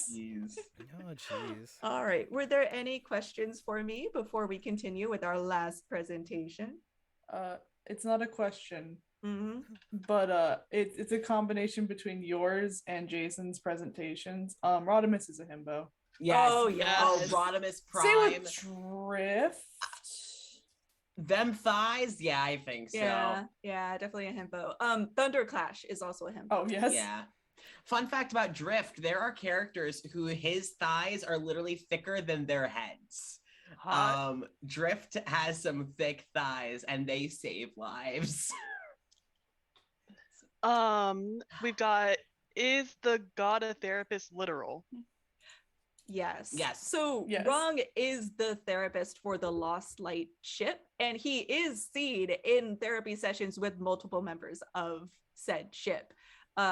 He is, I think, of maybe 3 therapists that I've ever seen in all Transformers media.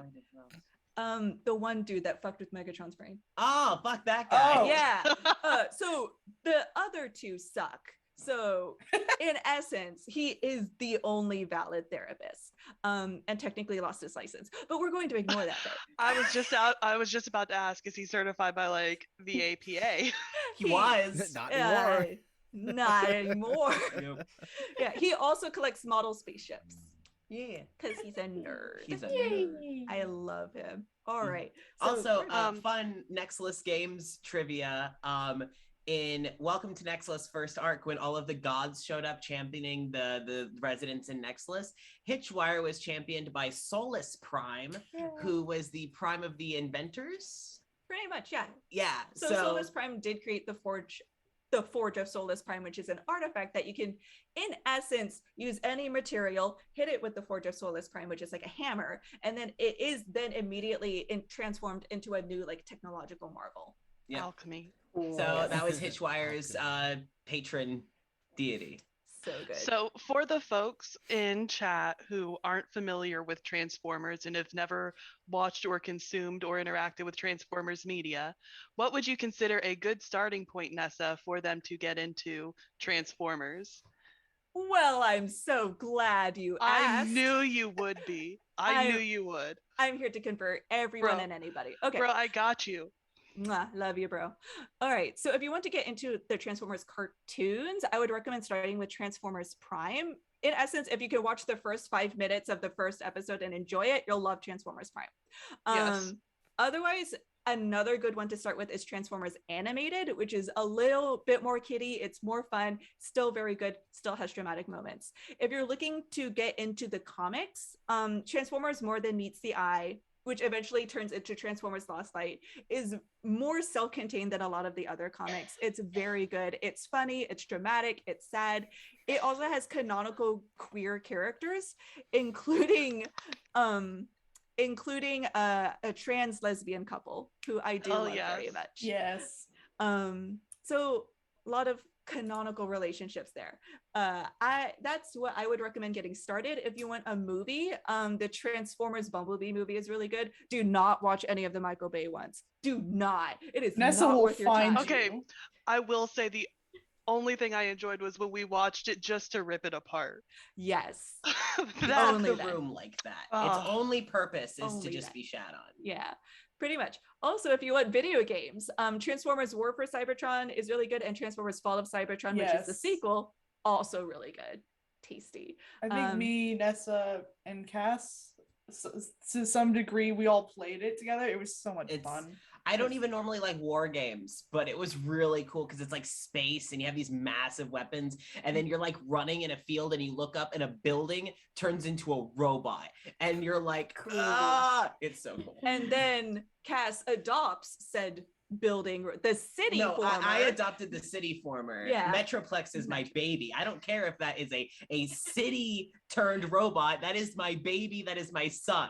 Good. I love him. They're all Good. really good. Check it out. If you ever want to talk Transformers with me, let me know. All right. Yes. Let me switch. All right, let's switch. Here. One of us has got to take headphones out. Whoop. Oh, okay. All right, everyone. Now it's my turn. Yes. So we have our Yeah, final yeah. presentation of the evening. I am excited. Okay. I'm going to lean back over here. Here, if you want to watch the chat, you can do so on your phone here. So I haven't given a PowerPoint presentation since I was in college. So it's been a few years, and I did exactly what I did in college, which was put the key information on the PowerPoint and have decided to leave the rest to God and improv. So we shall watch me become incredibly unhinged. Let's get the screen shared going. All right. So what I will be talking about this fine evening is how Code Lyoko is a severely underrated cartoon. I do not have a fun, punny title. I have objective fact, which is what this entire PowerPoint presentation is going to be. Objective fact. So to give some sort of explanation as to why you should listen to me when I talk about Code Lyoko, right? Like, oh wait, shit, I don't have my bow tie on. No one can take me seriously about Code Lyoko. Okay, hold on, let me get my bow tie on, and then you can take me seriously. So now this okay, is someone now I can that take I to. have my bow tie on, I also am here to tell you that I do have many years of experience with this media. I have been obsessed with this cartoon ever since I was about 9 years old. For those mathematicians out there, that's a very long fucking time considering I'm 25. So I have been very in love with this cartoon since the early 2000s when it came to America. I would watch it every week at my grandma's house. I would drag my mother to my grandma's house so that I could watch the new episode, Family Dinner, Get Fucked. So I will be telling you all why you all should have also said fuck you to Family Dinner and been watching Code Lyoko on Wednesdays at 8 p.m. Eastern Standard Time on your basic channel, Cartoon Network. Let's go to the first slide. So Code Lyoko is a severely underrated cartoon. What is Code Lyoko? I'm so glad you asked because not enough people know this. Code Lyoko is a French cartoon originally by Moon Scoop and then was dubbed by Funimation when brought over to the US. Now, Code Lyoko is not the original show. Actually, the original product was a cartoon called Garage Kids. Now, Garage Kids was created in 2001 by the names are French, so please forgive me for I will fuck them up. This is Tanya Palumbo and Thomas Romain. They were the original creators of Garage Kids. And then after getting approval to make a whole series, they were told, hey, this show is really dark. Let's maybe not have a junior high school student fall off of the top of a building. Or, hey, let's use different types of animation to make it more clear when they are in the real world versus in the fake world. Let's make some new characters, you know, all this stuff. And that eventually led to Code Lyoko itself being made 2 years later. And it debuted on France 3, which is one of their primary cable channels in 2003. And then it took about a year for it to get to the US. So we started getting introduced to Code Lyoko in 2004, and anyone who has seen the show has seen this screen cap on the screen because it is part of every episode up until I believe the 4th season. But let's continue on.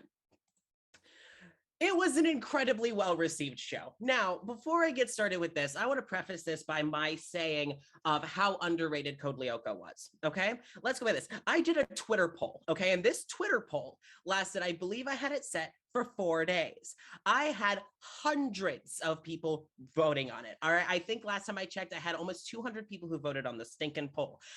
And I think we eventually got to about 62% of people had even heard of the show.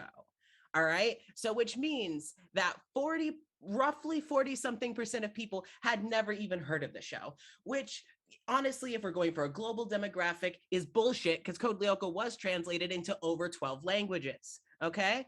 Now, I understand the people using Twitter might not be in the proper age range, but let's talk about how the people who did hear about it and watch it received it. So all of this information came from 2006 alone. All right. In 2006, we were getting full steam ahead with getting more Code Lyoko content here in the US. And this is also when season 3 debuted in France. So on top, in 1 year alone, on top of getting their 3rd season gone out, they also received the International Export Prize in Animation category, which in French is something along the lines of Prix de l'Export, maybe. I don't fucking know. But they won an award. They were the top nominated cartoon in all of France in 2006. They also had an exhibition on Code Lyoko at École de I don't fucking know. It's the art school that the two creators attended together and met at. I can't speak French. I've never tried, except to try and learn the Code Lyoko theme song in French. I learned the chorus. DVDs became available in the US. We finally started to get them on disc. Let me tell you, this motherfucker right here owned every single DVD that came out for Code Lyoko. Even if I already owned the episodes on another DVD, I was buying it because they would make unique artwork. They would have little fan panels. They knew what their fans wanted and they delivered a lot of it, especially in 2006. They also started to make trading cards and little figurines. There is music in the show made by a fictional band called the Subdigitals, which used to be called the Subsonics, and there is an in-plot reason that they changed the name. It has something to do with the band's director, but honestly, they didn't really like the sound of the Subsonics, so they changed it to the Subdigitals. They made an actual CD for those assholes and then sold it. They sold it like all over the world. It was great. They also started to make video games and mobile games. Notably, they made a DS game, and they also made a Wii game. Both of those were incredibly well received, especially by Code Lyoko fans, but there were a lot of people who got into Code Lyoko by playing the games. Cartoon Network also had an entire panel where you could go and play strictly Code Lyoko games. I know this because it was something I did nigh obsessively every day after school for about 1.5 years. I got great, but I never got on the leaderboards, and I'm still disappointed in myself to this day. So, things that make the game unique. Make the show unique. Aesthetically speaking, it was inspired by video games, sure. Basic premise of the show is you follow 5 junior high school kids. Yes, Jeremy Belpois, who you saw in the first picture, the blonde and the turtleneck, he is canonically at the start of the show 12 years old. Way to make you feel inadequate is rewatching that show as an adult. These 5 kids learn how to use a supercomputer, all right, that they find in some old abandoned warehouse that takes them to a virtual world that this pink-haired chick, Aelita, lives in, all right? And you don't know what's going on at the beginning of the show, which was very intentional for marketing purposes. And they go into this video game world, fight out this big bad virus, Xana, which the symbol that you see in the middle of the 2 words is the Xana symbol, all right? You'll see it all over the place. And Xana has this need to be freed from the program and also to destroy the world, basic cartoon villain. And they go into this video game to fight Xana and return to the past and all that. All right. So their original project had no inspiration from video games like this. This was actually something that was implemented and suggested them by directors, by also their primary producers at the very beginning. Their music is also very iconic. All of their music has a very general theme to it. So a lot of it is either upbeat, because this is made mostly for children, or it is very digital sound. A lot of people who liked Code Lyoko as kids now like dubstep, and I would now like to say, Skrillex, if you're listening to me, just go ahead and credit the Subdigitals for inspiration for your music. It's fine, take your time. It's only been about, 10 years. The multi-style animation was also something that was incredibly intriguing for people, considering that in the real world, they would be going about their day-to-day in traditional 2D animation. And then when they would go into the virtual world, it would be done in this digital 3D animation. Now, considering when the show came out, this was really great, like animation quality. Considering what we had been watching online, it was new, it was refreshing, and it was also something that was suggested by the first producers, making it incredibly obvious where the real world begins and where the real world ends and the virtual world begins was these two animation styles. This caused some problems though. Now, something that we must discuss, the elephant in the room, is the big foreheads debate. Now, the problem with the art style with this cartoon that a lot of people have been, turned off by is how massive their foreheads are. I hate to inform you that they only get bigger as the show goes on. Now, there is no known canonical 100% reason as to why the fuck their foreheads are so huge. And there were a lot of inside jokes within the Code Lyoko community as to why. One very common sort of story, urban legend of the Code Lyoko fandom was that when the original artists were designing the Code Lyoko characters, that a drop of water or sweat dropped onto the paper right where the forehead was and made the ink spread, and that they just decided, fuck it. There is no proof behind this theory, none. But when you have nothing, you grasp at straws. Now, as far as actual theories, there are 3 common theories. The first one is that both the original creators, Thomas and whatever the fuck her name was, Tanya, I believe, they were both massive fucking weebs. They are both huge fans of anime. Thomas now actually lives in Japan with his family, and he now creates cartoons out in Japan. So also fun fact, Thomas actually left the project in about 2003. So by the time Code Lyoko got to the United States, only one original creator remained. And she was the one who did the physical designs for the characters. Another thought that she may have had was to make the characters stand out from other traditional French media. Most cartoons in France were all kind of looking fairly similar, at least mainstream cartoons. So they thought to just really stylize their characters. Big foreheads, relatively big feet, fairly simple eyes. My favorite theory, which has just about as much evidence as any of the other theories, which is minimal, is that it was possibly to combat the uncanny valley effect that they would receive from the 3D animation. If all of the characters had very proportional animations, that would make the 3D models look more realistic. But the problem is with the way that their technology worked at the time, there would become this risk of the characters' eyes looking dead. And now I know we all remember junior high and all being dead inside. Yeah, we get it. We've all been there. But it's not appealing to watch someone look so dead inside. So that is possibly my favorite theory as to why the foreheads are so huge, but we will never know. As I did say, it was quite an inside joke with the fandom. A lot of people loved to crack jokes at just how fucking big the foreheads were and created art pieces like this one here, which is putting the entire chorus on Yumi Ishiyama's forehead of the Code Lyoko theme song. The forehead has not been edited. That is how big it is in the screen cap. And I do believe that on the original formatting of it, that is 12-point font.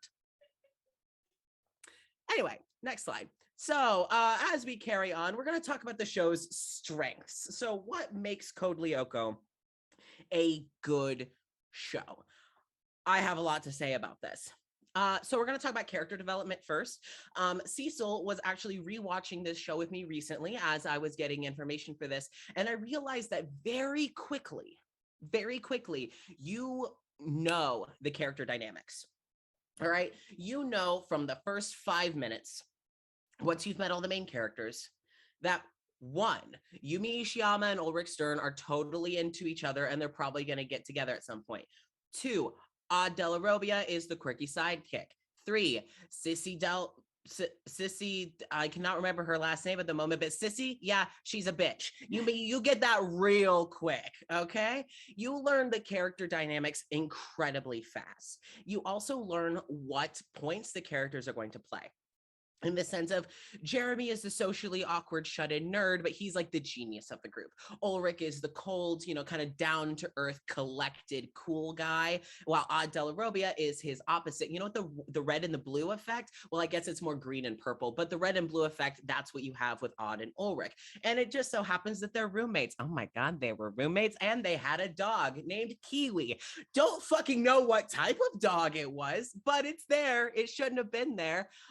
So they show you these things very quickly, and they are all tropes that we all know, even at a very young age. They picked an aesthetic and they stuck with it. That video game aesthetic, as I said, that was suggestion by producers at Antifilm, which were some of their first producers. And that was a suggestion, and they stuck with it. Again, you see this in the intro theme. You see it in the outro theme. You see it in all the promo art. You see it, you hear it in the music, the video game effect, and what they focus on, how they focus on the animation of transitioning from the real world to this fictional world by taking you through the wires. With full 3D animation. So fucking cool. They committed to this aesthetic. They also knew their demographic. They knew that they were going to be catering for 12-year-olds, and so they wrote for 12-year-olds. And rewatching it, it's kind of like, when you pass by a book in the store that you haven't read in ages, and you know that if you reread it, you'd hate it. But God, you know exactly why you liked it. That was me rewatching Code Lyoko, except all I could think of, God, this is so fucking good. So unlike most of the other childhood media you revisit. The soundtrack, again, the music was great. Again, the subdigitals, they became the subsonics. What's great about the subdigitals is they actually had the characters in the show, and they drew out all the characters, and you met them. They were all named characters, and they had relation to the main characters. I believe it was like the singer of the subdigitals is actually a cousin to the school's gym teacher. Jim, the gym teacher at Katic Academy. So Jim is actually cousins with one of the band members of the Subdigitals, so they actually meet them in the show. So when you hear the song being sung, except the song wasn't being sung by the Subdigitals, technically it was being sung by I believe he was an Israeli singer by the name of Noam Kainal, but that's the English version. The French version sung by a different person. But their soundtrack fucking slaps. Okay. And the fact that I don't have a subdigital CD right now, unacceptable. I'll put it on my Amazon wish list. Think about it for Christmas. Last is going to be iconic phrases and slogans. Now, we've all read comics. We've all watched cartoons. A great selling point is an iconic slogan, and God, Code Lyoko is full of them. All right. You learn from the first episode that when Xana starts getting fucky, it's fine. As long as no one dies, they can return to the past and fix it. Return to the past now. When Jeremy hits that enter key that solves so many of his problems that I don't know what the function of the enter key is, because it's the only key he ever hits. Anyway, there's also virtualization, where the people get into the scanners and get scanned into the virtual world. The most unfortunate thing about the virtualization process is that when their hair gets blown up, it makes their foreheads bigger, which I'm sure we can all understand as a valid problem. It's already big enough.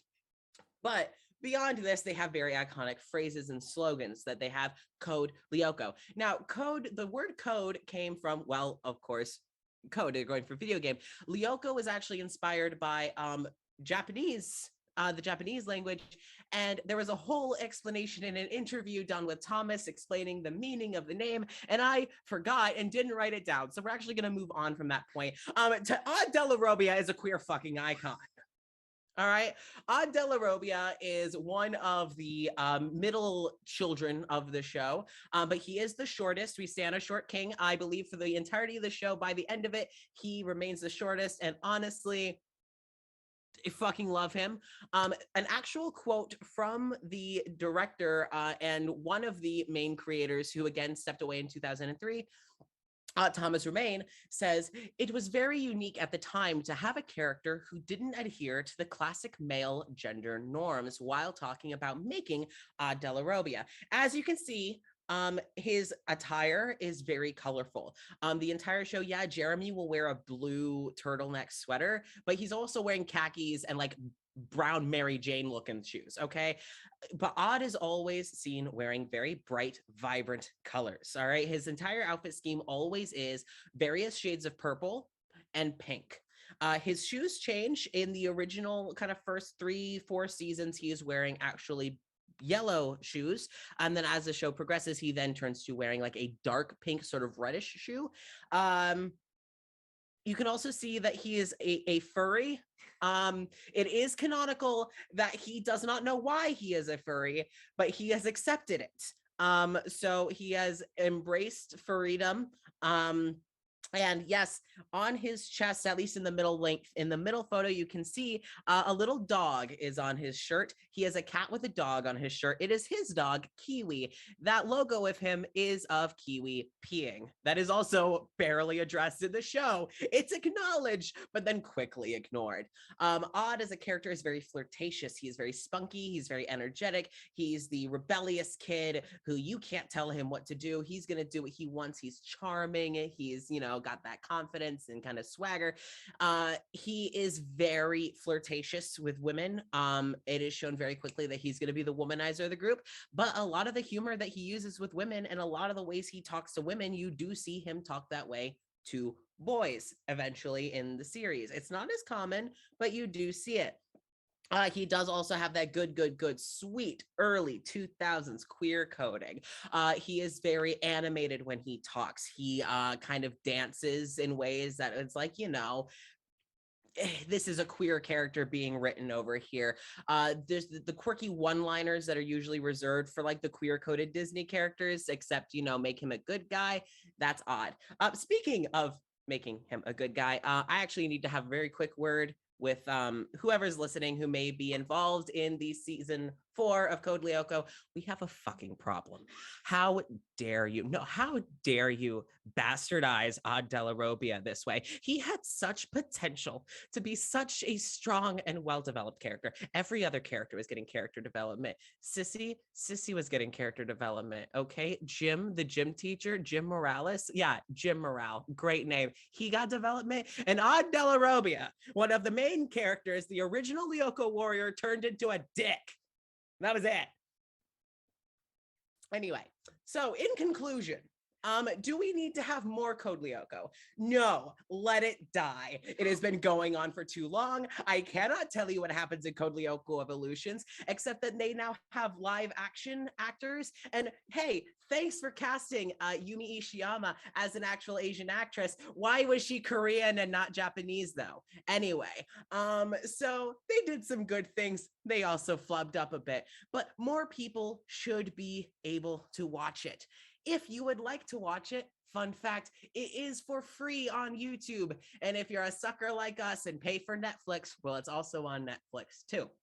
If you want to get a DVD of it, bitch me to the fuck. And if you find it under $200, please also let me know. It's very expensive. They stopped making DVDs in the US, and I don't even think that they ever sold DVDs beyond the second season in the United States. So if you happen to bootleg it, call me. Thank you so much for watching my presentation on why Code Lyoko is an underrated show and why more people should like it. I got incredibly unhinged there, but I do want to point out my sources coming from codelyoko.fr, which is a sort of Code Lyoko fan site. The Code Lyoko wiki, of course, and also CRCL, which is another French site, which I had to ask Google to translate for me. Also because I have watched the show and read the comics and played the games. And a bow. Yay! Wow. Good. Yay, that was Good. cool. You sold me on it. I Good. definitely did not know any of that. I am. Now you I do. learned much. I told myself I was just gonna lose my mind about Code Lyoko, and Came out really well. yeah. Good job. Good job. That's what it's all about. Losing your shit. Fun fact. Code Lyoko is also getting a resurgence because people are finding out that a lot of the people that worked on the Miraculous Ladybug actually originally got their start in the industry working on Code Lyoko.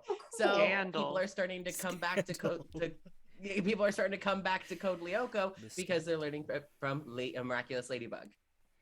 Hey, super cool. I also remember that when you made that Twitter poll, that like early on, the early on, like no one heard from Code Lyoko, and then out of nowhere, it got retweeted by a Code Lyoko fan page.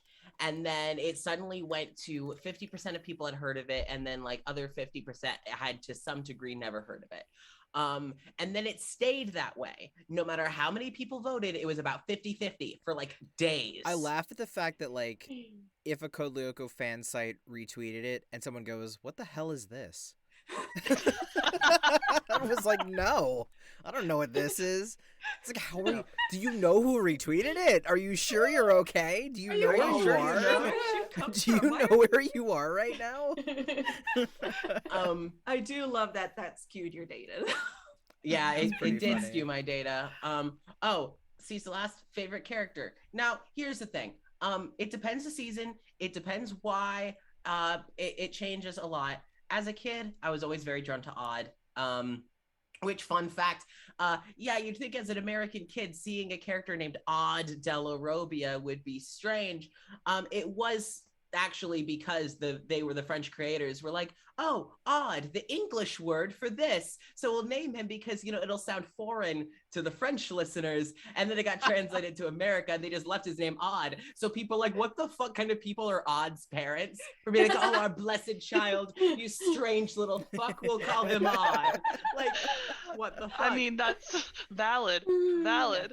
Also, Aelita, Prophecy. the pink-haired, lovely elf, deserved better. She's great. I love them all very much. And a fun fact of Code Lyoko, which I put on the PowerPoint and forgot to mention, what's great for rewatch value is that as you're watching the show, you'll see background characters fully drawn and fully colored out. And you'll go, oh, that's Heidi. You get to meet her like in a few seasons because she does X, Y, and Z. Oh, that's Emily. She gets Xanified in like the second season in X, Y, and Z, which is basically the Code Lyoko version of getting Norded, except it makes more sense with Xana. It's like Xanorded. To get Xanorded is just straight up, it's just mind control. It's just good old fashioned mind control. That's all it is. Good old fashioned mind control. I approve of my traditional mind control. My traditional loss of bodily autonomy. Mind control. None of this time travel, merge thyself bullshit. Oh, don't worry. My second presentation will have to do with Code Leo. With I was like, another one? We're doing another one? I mean, I'll make it grand. Oh boy. So, thank you all so much for listening to me lose my shit. Yay! It was good. It was fun. It was. I've got a dirty secret. I've never seen Code Lyoko. If you'd like a dirty to watch secret it. I share with like apparently 60-something% of your I never even heard of it before. Cass talked about it on Facebook, and I was like, oh, and that's the first time I've ever heard of it. I never heard about it as a kid. A lot of people say that. A lot of people say I was their first. Oh boy. Wow. It's late. Oh, Yeah. It's And late. on that, do we have any other last minute questions before we wrap up? Casper, please take a breather.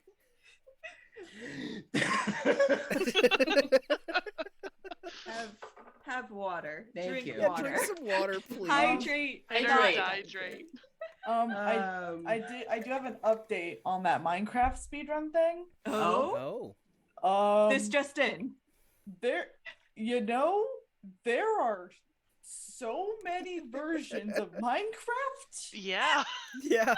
Wild. well beyond what I thought. I'm just gonna put this in chat. There you go. You can look at that. Just There's take a so look. many games versions with their own categories. So Oh, there's so many. There's like at least 16. I don't know Minecraft, I guess. You thought you knew Minecraft. You know, I You really don't. thought I did. I don't either. I super don't, apparently. Minecraft, who hurt you? I mean, we know who hurt Whoa. you. Let's be real. But, At least well, they have a frog and a bee in Minecraft. That's all I know about Minecraft. that's all you need to Yeah. know. Yeah. And apparently Honestly. caves and cliffs. You So- know? Gorgeous. Well, I want to say thank you for everyone who joined us here. Ashley, Jason, Kapor, Mal, Cecil. Thank you so much for joining up and Thank doing the you. presentations. I know this was a homework the game kind It of. was so fun though. Uh, It was. Dude, you texted me and said, "Hey, do you want to do homework?" And I'm like, "Yeah, I'll do homework." I mean, this was like a whole callback to college. Like I was up until like 4 a.m. putting it together. I've never actually given a PowerPoint presentation before, so this is actually my first time doing it. Really? Yeah, you did Yeah. so good. Thank you. Yeah, it was Thank you. wonderful. It was Thank very you. good. Good shit. Well, thank you all for coming. Everything was incredibly both informative and just fun overall. I hope to do more stuff like this again in the future, but Yeah. most likely spaced out so that way Jason's not staying up until 4 a.m. to I- do an optional assignment here. I made the decision. Finished and I putting mine will- together about 10 minutes before the stream. Oh my god. It's college all over again. Jesus Christ. You know what would help everyone with these presentations, and what would help You everyone know? with managing is coffee. I had coffee. You know, coffee from like Grinding Coffee Co. Gay coffee. Specifically from Grinding Coffee Co. Like this gay agenda coffee. Man, Coffee I from would- Grinding Coffee Co. with the code to get 10% off of Nexus game. That's I was right. just about to ask. I don't have the money to buy coffee. Well, don't you worry. If you want that 10% off, which could be just enough, then you can go ahead and use the link in the chat as well as promo code Nexus Games. And guess what? We'll get part of that 10% that you save. So not only are you saving money, but you're giving us money. And honestly, thank you. Thank you so much. Thank you. Thank you. Thank you. It's also good shit. Like, like it even smells great from it. The gay agenda has caramel, honey, and various fruits in it. There's also a lot of options. When you go onto the website, you can get a sampler of like different types of coffee. So you can try, find out what you like. It's also pumpkin spice season, bitches, and they got pumpkin spice. Good spice. I'm gonna sniff my mic and see if I can smell it. Yeah, can you Well, it's smell good. it? Can you Oh, yeah, give it a sniff. Give Smell it the a gay. I smell it. You smell the I gay? smell Very the gay gay. right off of You can that smell it all the way coffee. from Oregon to I Florida. can. I can smell it from like 3,000 miles away. Yeah. Perfect. Legit, when me and Nessa went and picked it up from like the office, like it was packaged Was it in the pungent? bag. I could smell it walking behind her, not out of the package. It's very like strong. It smells very good. Good shit. Yes. We're gonna turn this into coffee cookies. Yes. So, Yeah. excited for That's that. amazing. But also, if you don't drink coffee, like I shouldn't. They also sell other products like mugs, hoodies, They have masks. Hats. masks. They sell masks. They sell a bunch of like coasters and shit. Like they sell all sorts of stuff. So for your coffee drinking needs, just put something else in the cup. Put tea in it, and then you put the tea inside the hoodie, and you can put the hoodie inside of the coaster on top of the hoodie. What? Wait. Perfect. Brain Stack blast. everything. You Wait, stack it Oh, all. you stack. I was like, In the you branch pour of the the tree, and tea the tree into in the hole, and the hole in the ground. Yeah. I was just The imagining green Ashley grass just grows all- all around. Yeah. This is some big brain, like Code Lyoko huge head thought here, Oh, Ashley. I'm so boy. proud of you. My forehead's growing bigger. Look at it. Oh no. So get the coffee, start your day with gay. And then once again, thank you all for joining me. Thank you, chat, for joining in. It was a great time. I hope to do more in the future. But thank you Yes. and have a great evening. Yes. Jason, take us out. Well, first, Oh. I'll take you out in a Denny's parking lot. Let's go.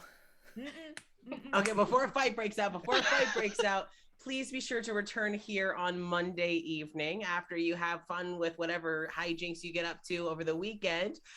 Be sure to join us at 5 p.m. Pacific Standard Time and then at 8 p.m. Eastern Standard Time. I can't stop Jason, unfortunately, so we're just going to have to let him. If you could please join us at 5 p.m. Pacific Standard Time and 8 p.m. Eastern Standard Time on this Twitch channel here. We are going to be doing our 4th session of Nexus Clocked In, which I'm very excited for. Got some more hijinks to get up to. It was a 3rd session last time, Yes, right? it was. Yeah, it was. Because Okay. Casper, because it's the 4th session on the 4th of October. That- Oh. So you Next know it's gonna to be be- something. It's gonna be May the something. 4th be with you. And also with you. Oh, well, there's that Jeez. religious trauma that I thought I got rid of. Have a great night, everyone, and a fantastic weekend. Mwah. Bye.